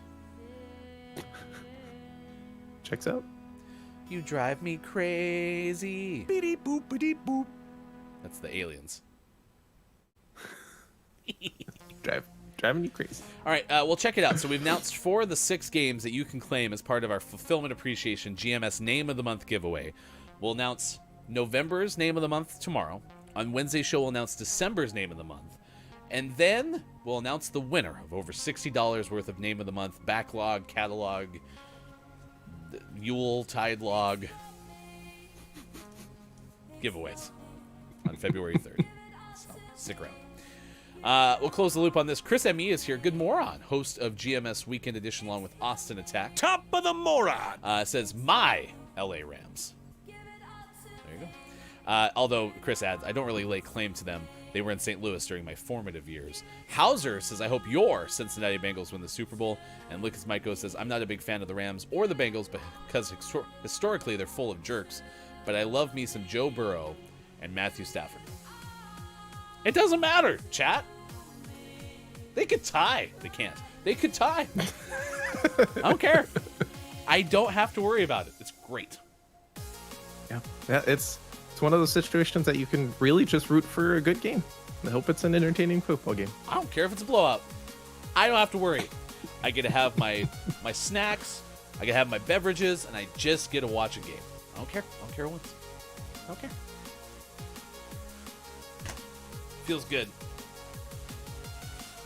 Most Super Bowl titles out of the AFC West, including the most recent of the teams that have 3. So, we know. Well, because the Chiefs have won more recently, but we have 3, which is the most, including the Raiders. But the Raiders haven't won one since 1983. We last won one in 2016. 8:04. All right. We'll come back with more. Thank you for being here. It's the Monday edition of Gaming Morning Show. Next hour, we play community games. I want to let you know that yesterday, Jordy Jasper showed me a version of Google Feud that we can play that might be more fun than Google Feud itself. Google Feud. We're not going to play it today because I'm not ready for it. But it exists. This week, I hope you're ready, chat. An all-new version of the one, the only Google Feud coming your way soon. I think today, though, we'll play... Don't let the person hanging from the balloons fall into the monster's mouth. We'll also have the Gaming Morning Show Morning Gaming Renews, clip of the day, takeaways that were pretty okay. Thanks for hanging out with us. It is the Monday edition of Gaming Morning Show. Ah! No! Stop! No! Thanks so no! much, Ryan. Our final story today No! takes us to... We'll be back. Gaming Morning Show. Everything's fine. Don't worry about it. I didn't screw up. You screwed up. It's Monday.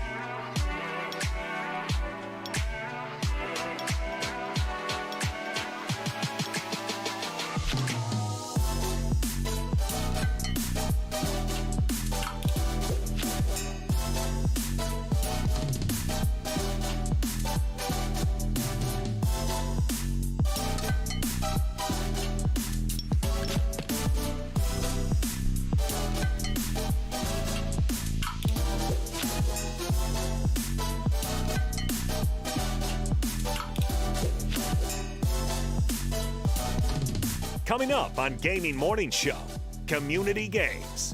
Don't let the person hanging from the balloons fall into the monster's mouth.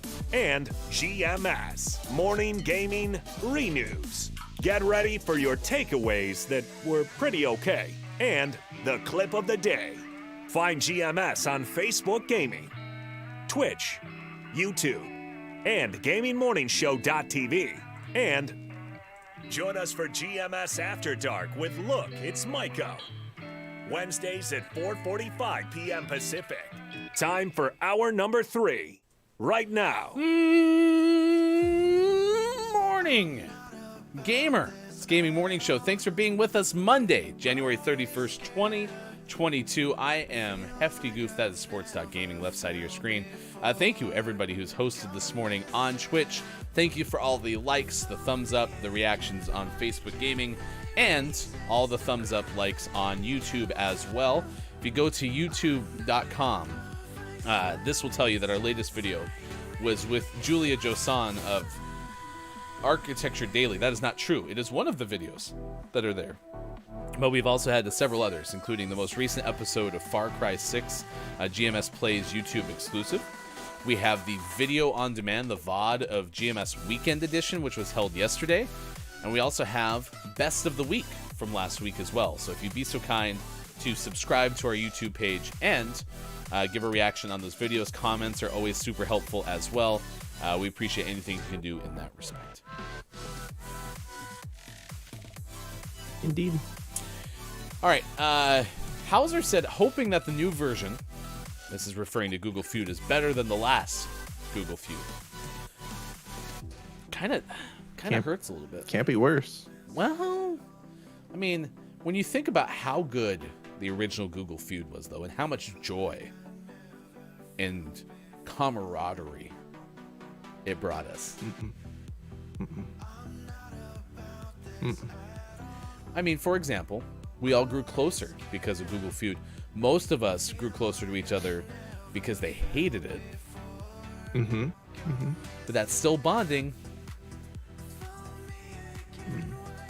No. Not selling it. All right, well. What if it is worse, though? Well, Jordy didn't love it. I'd shout out Jordy, but I haven't updated Jordy's thing, so it still says Master Jordy. Someone can do it in Twitch chat. That's fine. Jordy Jasper. But played it as the opening game of the show yesterday on Sunday. And, I mean, that was kind of the consensus. This would be fun to play for like 8 minutes, and then we'd be done. Well, good news. We're good at that. Yeah. Community games kind of fits in perfectly to that. So. Yeah. All right. We'll give it a shot. All right. I'll try to do that tomorrow because I'm writing it down as we speak.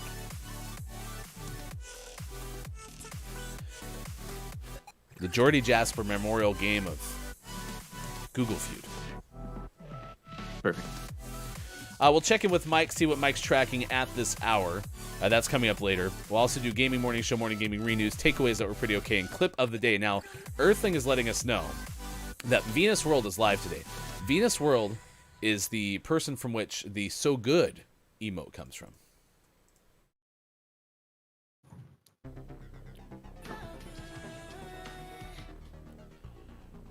It's a good one.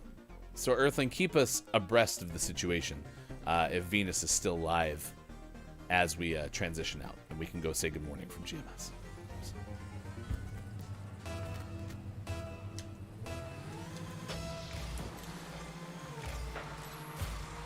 Earthling kept me alive yesterday in Goose Goose Duck.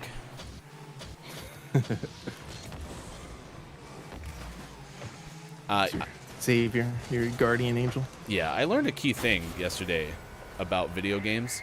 One of the number one things that you need to do in video games is to download the correct one.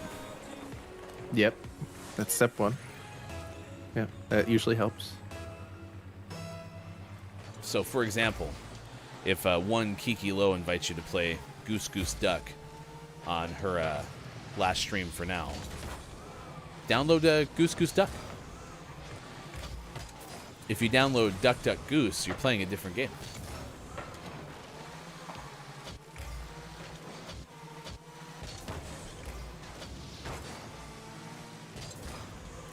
and then you're stuck on a pause screen.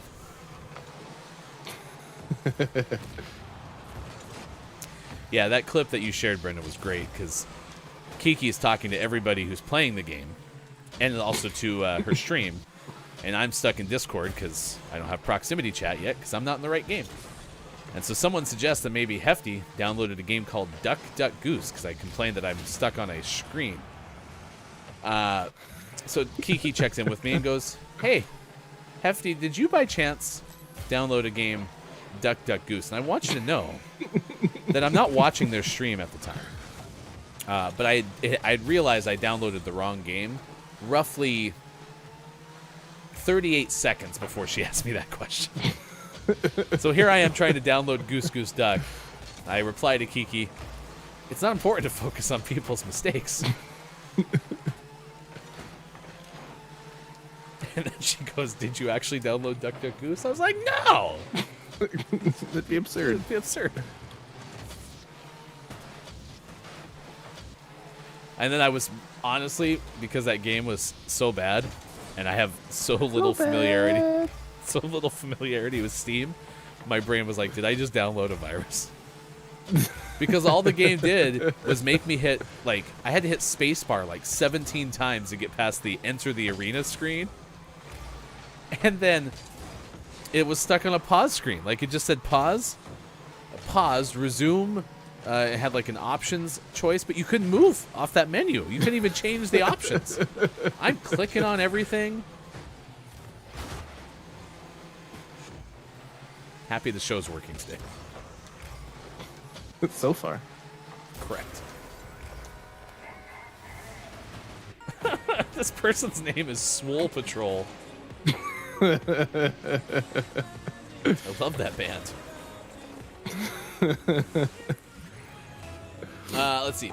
Brendan goes, and not Duck Duck Goose. Yeah, I mentioned that. I did a poor job keeping you alive, by the way. Yeah, I didn't have a great first run at Goose Goose Duck. My favorite one was when Chris M.E. murdered me, lulled me into a false sense of security, and was like, "Yeah, the teleporter's right this way." It's like, oh, I can trust Chris M.E.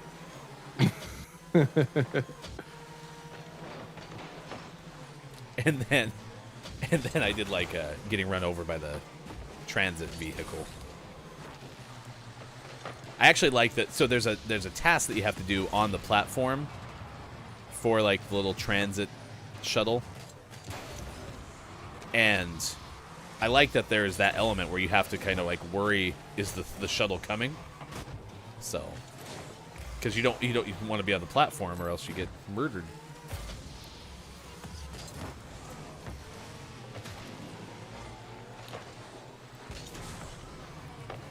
Chris M.E. says Swole Patrol was a Counter-Strike org for a while. Was it really?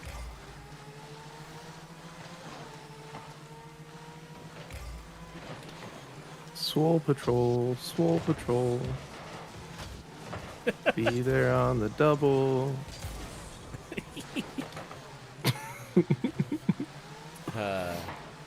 Chris goes, haha, I did kill Ryan that round. I killed 4 geese that round. Yeah, you murdered me, and I was your lover. Oh.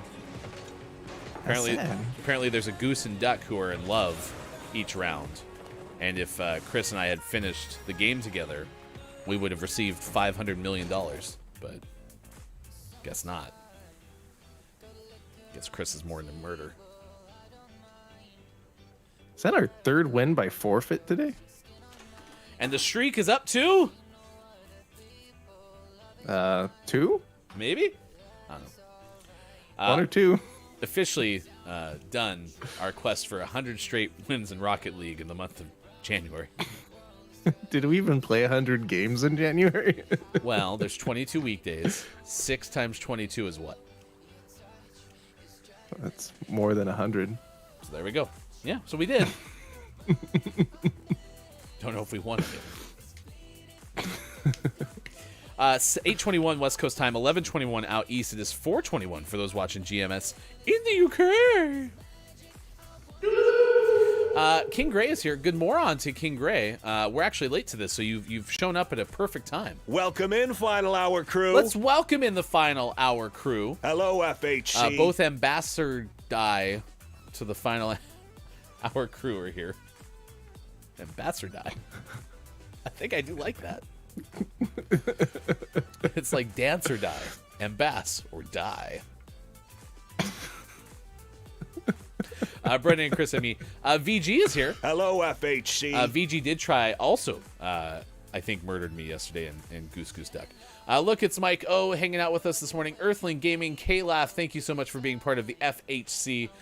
Who else is with us? Hauser tuned in and jumped into chat during sports last hour. I am JF Downs, has been here since the start of the show. Kate Zaid has been hanging out. What's Quiet, I Am Gaming, Gabe Pride, and many, many more of you. Thank you for being here with the Final Hour crew. And it is time for our community games. By popular vote, Google Feud won. However, I am going to go ahead and override it, and we'll just play Don't Let the Person Floating from the Balloons Fall in the Monster's Mouth. Do you want to know who was involved in the popular vote? Sure do. It was just me. Was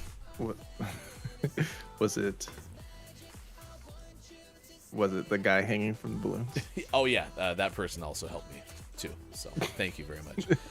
Bob! To see the record for the most balloons banked in Don't Let the Person Floating from the Balloons Fall in the Monster's Mouth, remember to type the easy-to-remember acronym, ! DLTPFFTBFITMMREC. This audience, Sean, is getting very amazing at anticipating our every need. And by the audience, I guess it was us, Gaming Morning Show, typed it in before Bob started talking. So. Wait, we have a medium notification too? Yeah. How about that? I have an overall, a medium, and a hard. VG said, wow, that is not how I expected to be introduced this morning, but there were so many deaths yesterday, I don't even remember who I killed. See, like, I think the stream should have an out-of-context Twitter account. Because then you could have VG...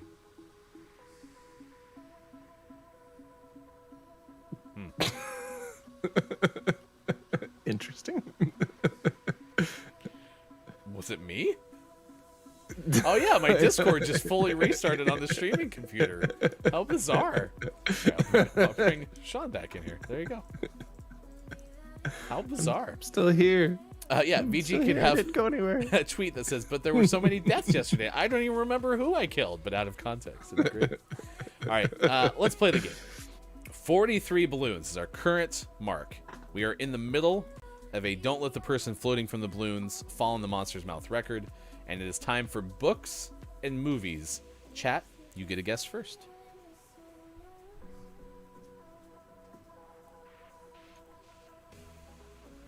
VG, let's make the Twitter happen. Maybe even a hashtag. Okay. I'm going to screenshot that then, VG. You'll be our first. Got it. Kajito, good morning to you. Thank you for being here with the Final Hour crew. Hello, FHC. W from Kajito. Nice. Yes. Ding, ding, ding. Finally. Kajito, have you not hit very many letters and Don't Let the Person Floating from the Balloons Fall in the Monster's Mouth?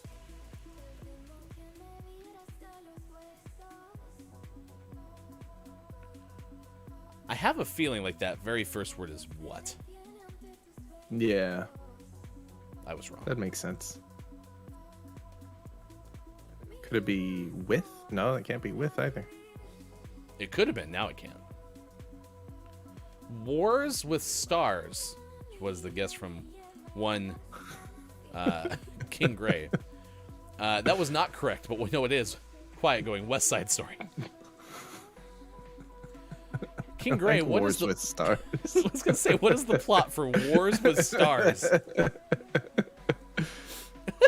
King Gray, is that like Dances with Wolves, says Chris M.E.? in a world. All right, so we banked 4 more balloons. We're up to 47, and now we have famous brands. Famous brands. Big swing from Quiet I Am Gaming. And Quiet is cracked. Nice work.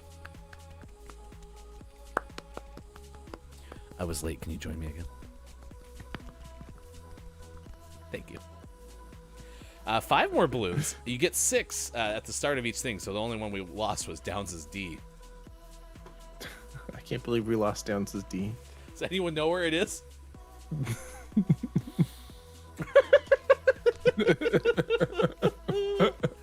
Oh, from Hey It's Brendan _TTV. Was that a guess or was he going, oh?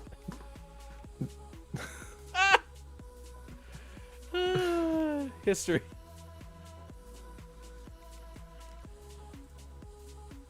Wait, so is Wars with Stars? Oh, Brendan goes, Wars with Stars was the direct-to-VHS release of... and it starred Shook Flywalker.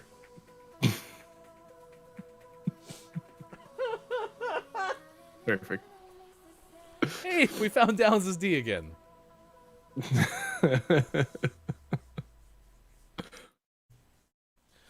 What are we doing? Do you want me to guess American? I can guess American. It was not American, but an A did hit.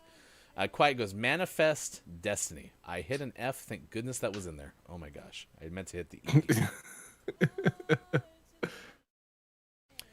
E. Quiet, when did you become Calaf? Yes. Ding, ding, ding. Nice work. 5 more. All right, we're going to go to myths and legends. It was the Loch Ness Monster. It was Sasquatch. I am your pancake expert. I think what he just did, Sean, was it's the Loch Ness Monster and Sasquatch are kind of mythical, legendary creatures. Right. But I think he also basically said he is a legend because he is the pancake expert. Oh, okay. So he likened himself to Loch Ness Monster and Sasquatch. Likened. Like in Resident Evil, lichens, which are also myths and legends. Game sucks. Dracula. Unicorn. Both were a big nose. Sorry.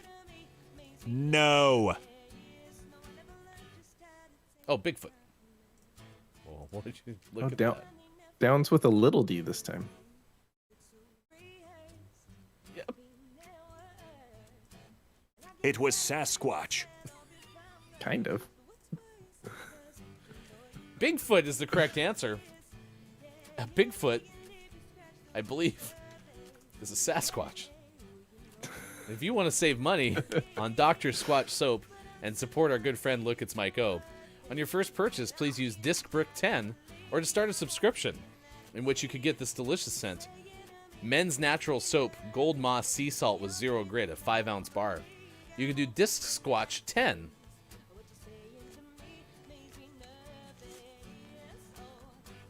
Also make shampoo. Dr. Squatch.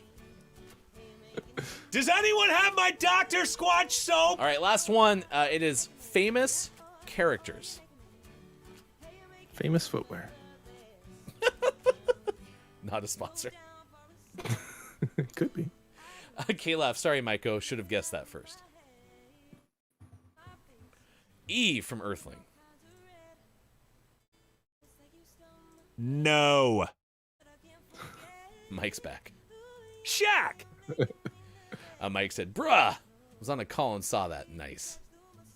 SHAQ. All right, I'm going to guess Shaq for the back end of this one. I don't know what the front end could possibly be, but it's fun to guess Shaq. Question mark. Do you have any guesses? No, not yet. Maybe a T?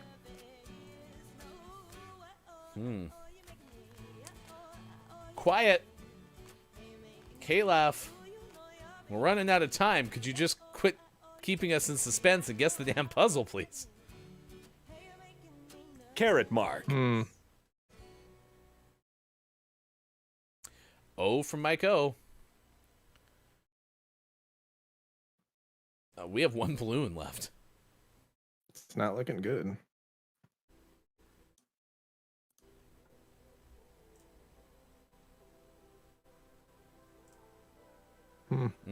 I got it.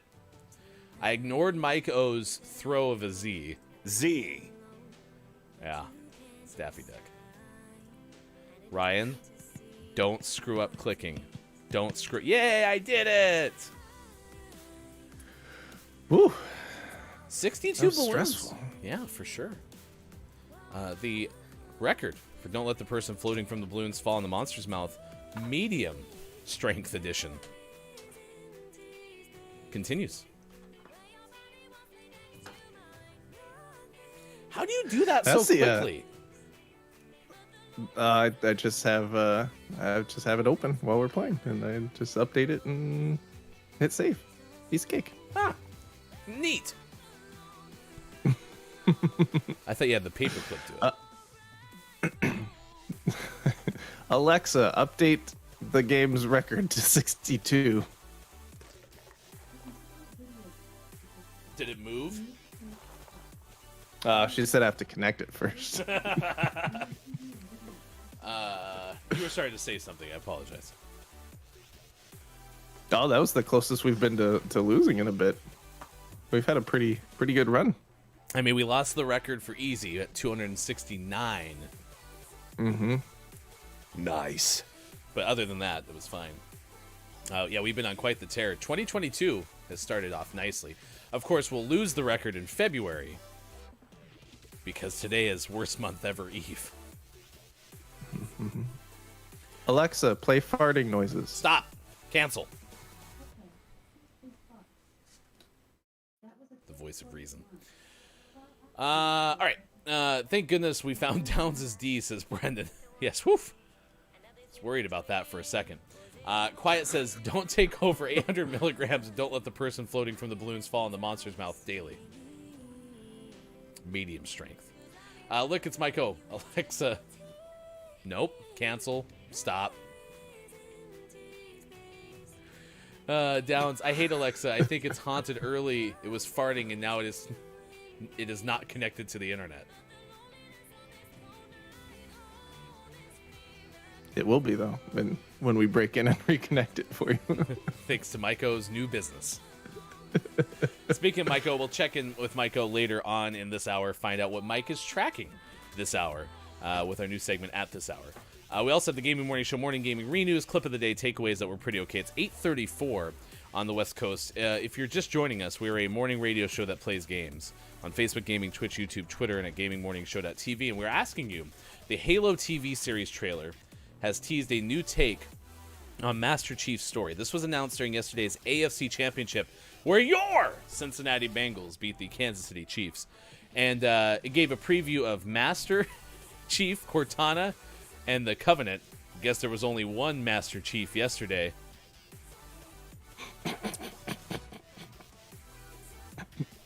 Suckers. Got him. The long wait for the Halo TV series is almost over. The Paramount Plus series is set to be released on March 24th on Paramount Plus, according to the first full trailer. I like that sentence.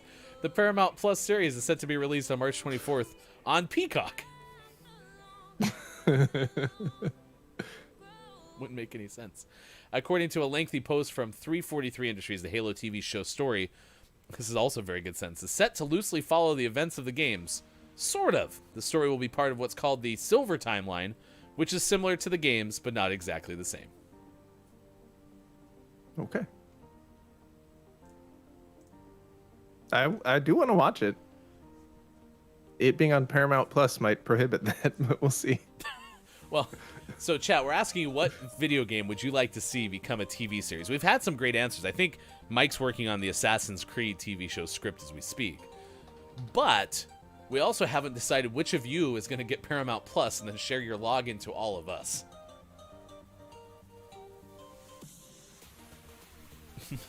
To which we say, Paramount Plus password, please. Por favor.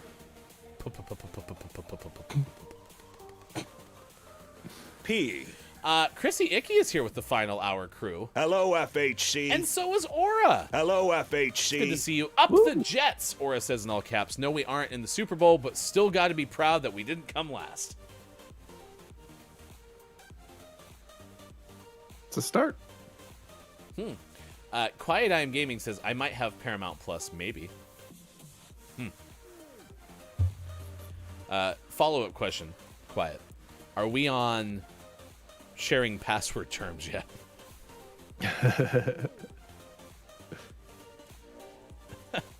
You were talking about Netflix passwords in the first hour. Mm-hmm. Yep. They've always, Netflix has done this thing as long as I can remember, where they like have official policies in place prohibiting like sharing of passwords and how many devices it can be on and whatnot, but it never seems like they implement any of those. Because I'm pretty sure there are like 60 or 70 people using the same Netflix password that we are using, which is not my Netflix password. Yeah.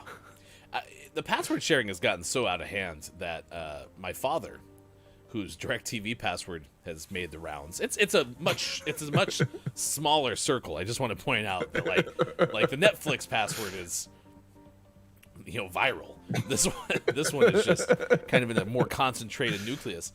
But I will tell you that my father took off to go scout houses in the Southwest, and so canceled his TV or suspended it for the time being. You know how many calls and texts I got?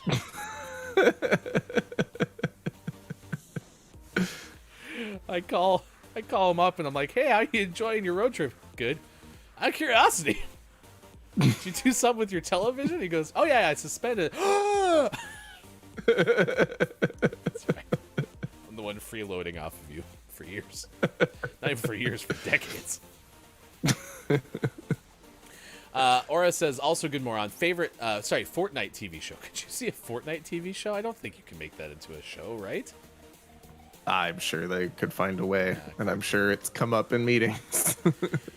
I can't get Paramount Plus because UK doesn't get it. I didn't know that. It's true. They are. I did look it up because I was wondering how much it was to get if I had to actually like get my own subscription to watch Halo. They are currently only available in the US, Canada, the Nordics, Australia, and Latin America, though they're planning to expand into the UK and European markets this year. Hello, FHC. Gonzo Gump is here. Quiet goes, I think we are at this level, yes. Likewise. I know. Chrissy Icky, my Netflix password is share across the country at this point. Wow. Chrissy. I don't have your Netflix password. We live in the same town. Aura, we also don't get Hulu or the other one that has DC stuff. Gotcha. Well, good luck. Chris M.E. still waiting on an Apex show. That's true. You mentioned that in the first hour. That Apex Legends would make a pretty good TV show. Yeah, that could be fun. All right, it's now 8:40. We're going to play one more game of Rocket League, but right now it is time to figure out what is going on in the world. Mike O, what are you tracking at this hour?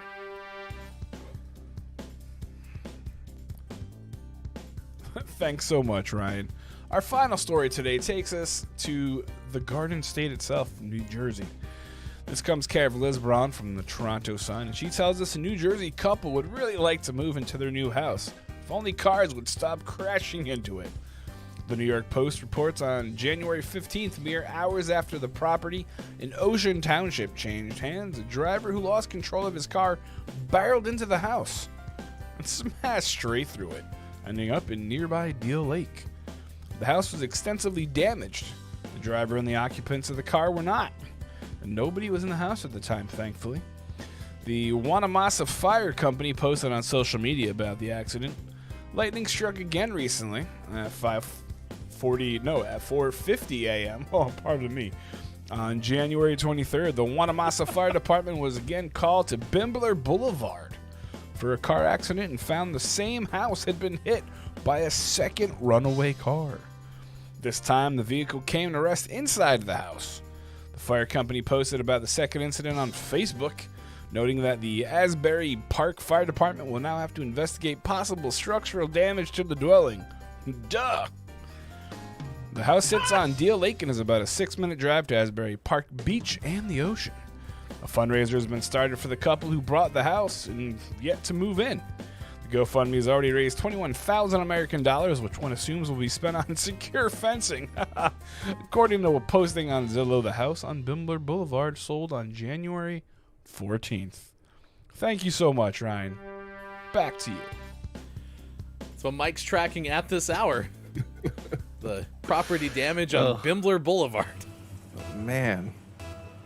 Do you think they're going to fix the house and just turn around and sell it? You're like, on second thought, we don't want to live here. Yeah. Things are not going well. And you thought you had problems because your house is haunted.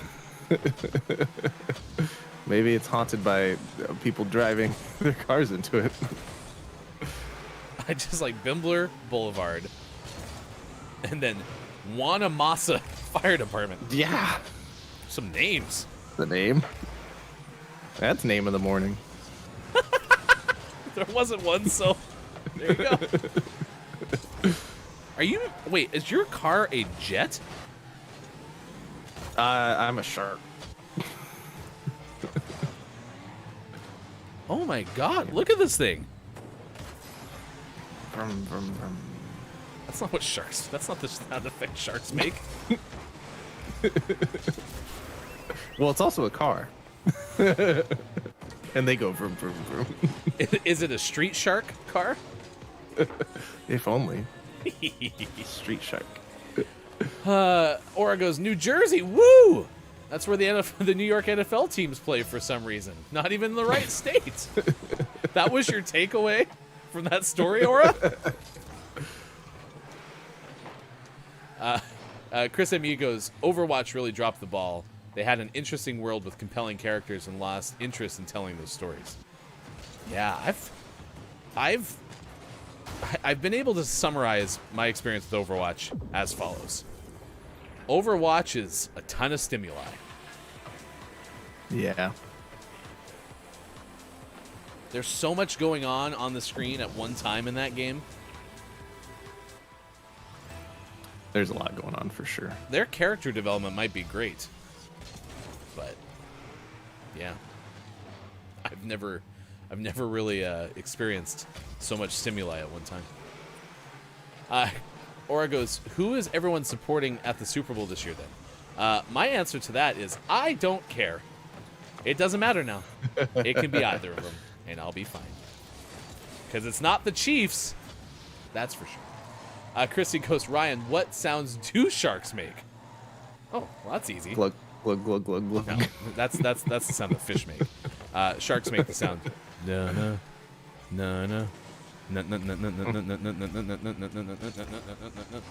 That's why they always made that sound in the movie Jaws. You remember that scene? Gonna need a bigger boat. A bigger shark boat. Chrissy also wanted to give shark boat. Chrissy also wanted to say Mike is so adorable. Yes, Mike got a business account. We gave Mike some business money. What's an expense account? That's the word I'm trying to find. Business account. Business money. And so he bought himself some suits and a new studio. Apparently locked a whole bunch of people in a box working it. So, final hour crew in full effect. Hello, FHC. Thank you for being here. Cutie Lee is here. It's good to see you this morning. We are a morning radio show that plays games, and we are asking you about the Halo TV series that was announced for Paramount Plus. What video game would you like to see be a TV series? Opens up, Cutie says, yo, didn't know you games too. I've only caught the morning show. So we are a morning radio show that does play games, although quality of gameplay is not guaranteed.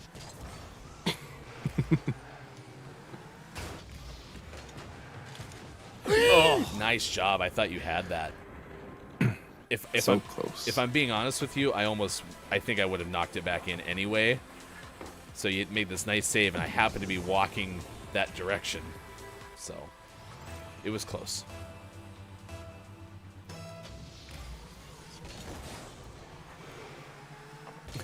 Look, it's Michael. Well, game is questionable. We hang out in video games. That's a pretty accurate description. Oh no, Chris, don't do that. Chris goes, the shark boat. Is it exciting? Exciting and nude. 'Cause Why? Sharks don't wear clothes. They could. I bet Baby Shark does.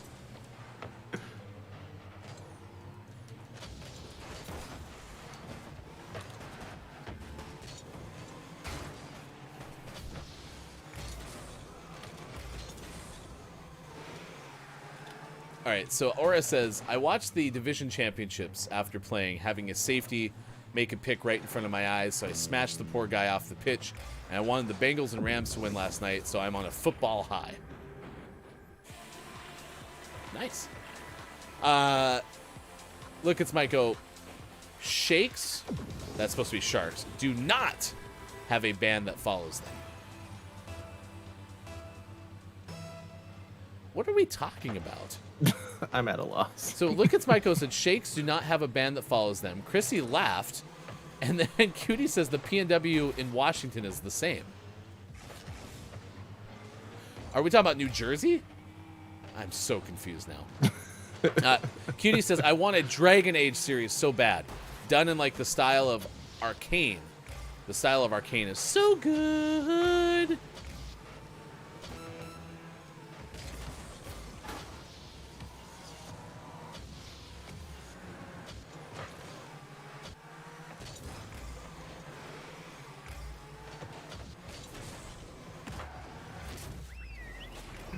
Bummer.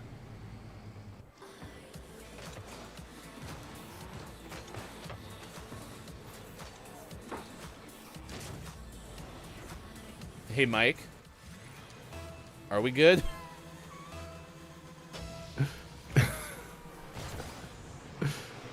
Aura says, our linebacker coach said I could be a linebacker for that tackle alone. Well, there you go. I missed. So, see, Cutie, if you want proof, quality of gameplay is not guaranteed. We had a lot going on there. The good news is gaming news is coming up next, and that's what we're better at.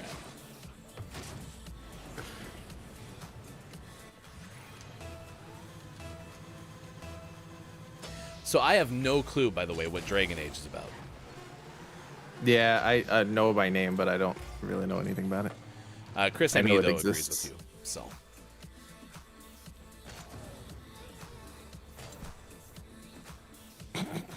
What is going on? Everything is broken. What a mess. What happened? Oh, there we go. Okay. Yeah, so this happens all the time with this silly controller, and I have to, like, untangle it before every show. But I've never had it grab onto my headphones before. It's getting frisky. Jeez Louise. All right. Thank you for being here. It is 8:50 West Coast, 11:50 out East. It is 4:50 for those watching GMS in the afternoon. Aura goes, isn't Dragon Age one of those village building games? Cutie, Chris, I'll take your word for it. So, but thank you so much for being here. Aura, thank you so much for the host on Twitch. Gabe Pride also gave us a host. Dungeon Meowster, KJ, and Earthling Gaming with the hosts today as well. Thank you for the likes on Facebook Gaming and on YouTube as well.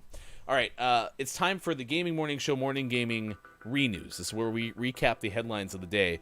We also typically will make a name of the morning, which becomes the name of the month. And if you would like to enter into our contest, Cutie, if you haven't already done this, please do. It's on our Twitter account, @WatchGMS, Fulfillment Appreciation GMS Name of the Month giveaway. We'd like to give away over $60 worth of Name of the Morning. Name of the Months. So, sure to check that out. That is at twitter.com/WatchGMS. It all makes sense. Earthling, I just want to also know, are we going to try to check out your person who gave us the So Good emo? Because if that's the case and you're watching on Twitch, we're going to go say good morning from GMS to the person who made that we use quite often, because it's... All right, it's time for the Gaming Morning Show Morning Gaming Re-News. Once again, here's your hashtag video game expert, Sean. Good morning. It is still Monday, January 31st, 2022, and this is your Gaming Morning Show Morning Gaming Re-News. We have a PlayStation State of Play coming this week. This will take place February 2nd at 2 p.m. Pacific Time, 5 p.m. Eastern, 11 p.m. CET on Twitch and YouTube. This is going to be highlighting Gran Turismo 7, including 30 minutes of never-before-seen PlayStation 5 gameplay. This game will be coming out on March 4th, so this will be our first in-depth look at the game. So we'll report back on the 3rd and let you know what we see. Or you can watch it yourself and let me know what you see. Our second story, Sega is leaving the Japanese arcade business for goodsies. This is from Austin Goslin of Polygon. Sega has been part of the arcade business since the 60s, and they're officially leaving Japanese arcades behind. They've sold their remaining shares to a company called Genda Inc., also known as Gigo, and they're leaving the coin-op business where it first made a name for itself. In our last news story of the day, we talked about the Xbox Games with Gold for February 2022. We talked about the PlayStation Plus free games last week, but on the Xbox side of things, you'll get titles such as Broken Sword 5, The Serpent's Curse, Hydrophobia, Band of Bugs, and one of our highlights from last year, Aerial Knights Never Yield. So check those out, available during the month of February on Xbox. And then out today, we had Treasure Hunter Man 2 out on Switch. And that's the end of the segment. That is your name of the morning, because it's definitely worthy of it. The name of the... Okay, nope. Nope. Big NA for today. So snooty. Congratulations, though, to Aura. Mike O reran the name of the morning contest, and this time it was Aura. So, good. Good. Take that, Mike. Aura goes, I don't know what I won, but I won, and I like that. That's all that matters. Also nice, I should be safe from the robot uprising then. Yeah, you'll be safer than I was in Goose Goose Duck with Earthling, so. Or JF Downs was with me. Yikes. Well, thank you for being here. It's been a lot of fun. Again, please enter the contest, the Fulfillment Appreciation GMS Name of the Month giveaway. That's going to happen on Thursday. We'll announce the winner of over $60 in prizes. Chris M. Yee had the audacity to say streak 0, because we lost that last Rocket League game. That checks out. Let's do some math really quick. We'll run it. I think, yeah, let's put it in the computer. How many consecutive games did we finish the month of January with? Beep bop boop, beady boop bop, beep boop beep. Beep bop boop boop boop beep bop beep boop boop beep bop. Ding. Okay, we have our answer. 0. Cool. Nice. Nailed it. Thank you, Bob. I feel like Bob's rubbing it in a little bit. Okay. It's enough. Okay, we get it. We suck. Quiet Time Gaming, AutoHost doesn't work the way it used to. Oh yeah, I've been having problems with AutoHost as well, but that's okay. Chrissy Icky, oh man, I'm actually down for a new GTA.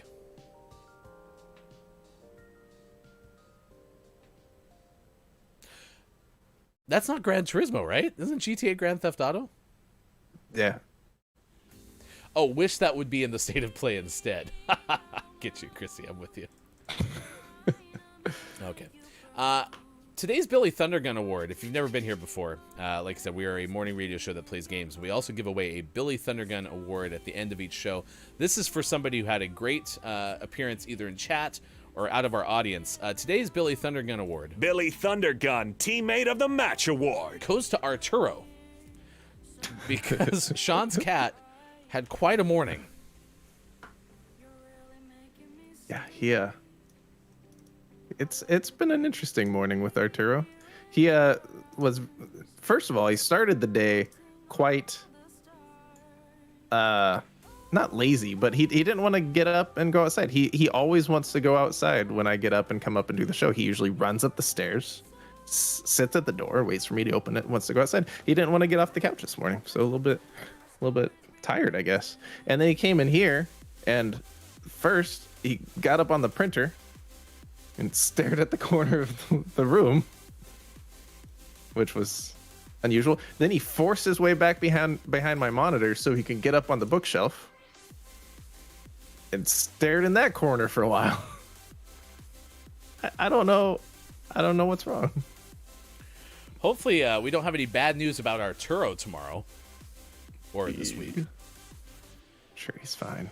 I mean, I did read that one story that cats can get COVID, so maybe it's messing with his brain.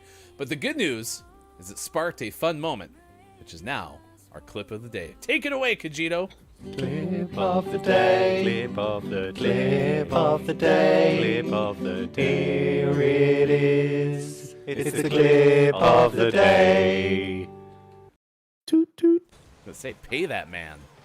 Pay that man his money.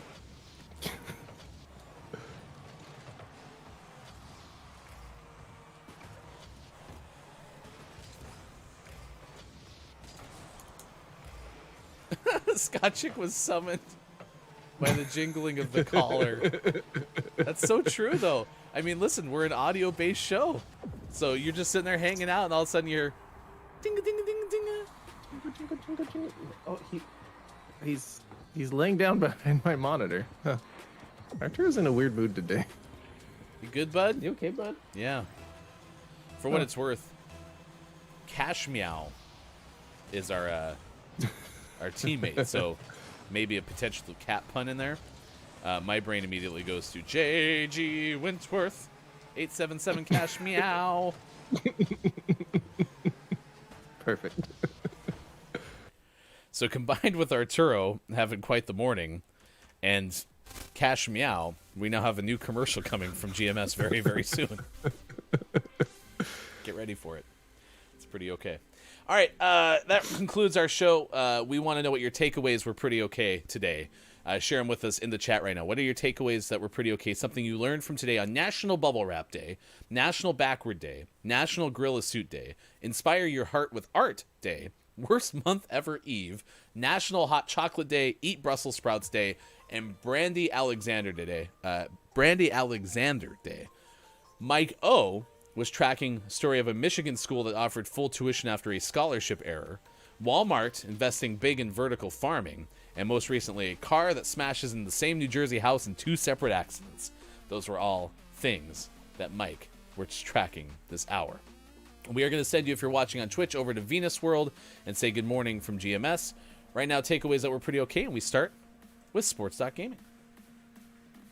My takeaway is our new way to exchange our feelings. I know. Likewise. It's great. It's great. Big fan. Look, it's Mike O. No, rather, Chris and me, my takeaway is that we revolt if they make a Fortnite TV show. Wow, that bad, huh? Wow. I don't think it's awful. Although Brendan goes, that's a good takeaway, Chris, so maybe I'm not on that bandwagon. Earthling, my takeaway is that Sean needs to exercise his room. Exercise the demons. Aura, my takeaway of the day, New Jersey. Woo! That's where New York NFL teams play for some reason. Not even the right state. Woo! Don't know why there were so many woos. My takeaways that were pretty okay include At This Hour is a fantastic new segment, but don't give Mike O a business account. Business money.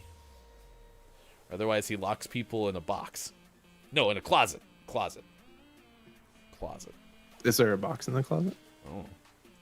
Plenty of air in here. No need to worry. We love you, Bob. You're the best. You're welcome. I know. We're going to send you over to Venus World, singer-songwriter from England, singing and playing piano for you live from the studio, playing live music right now. This is on the recommendation of Earthling Gaming, who gave us our emote that we now use because our good friend Miss Theo sang a song called, and we use it too. We'll try to do better tomorrow. It's always a fun time with Gaming Morning Show, Monday through Friday, 6 to 9 a.m. Pacific Time on Facebook Gaming, Twitch, YouTube, Twitter, and at gamingmorningshow.tv. Please check us out on Twitter for the Fulfillment Appreciation GMS Name of the Month giveaway, and we'll see you tomorrow on all those platforms. Have a great Monday.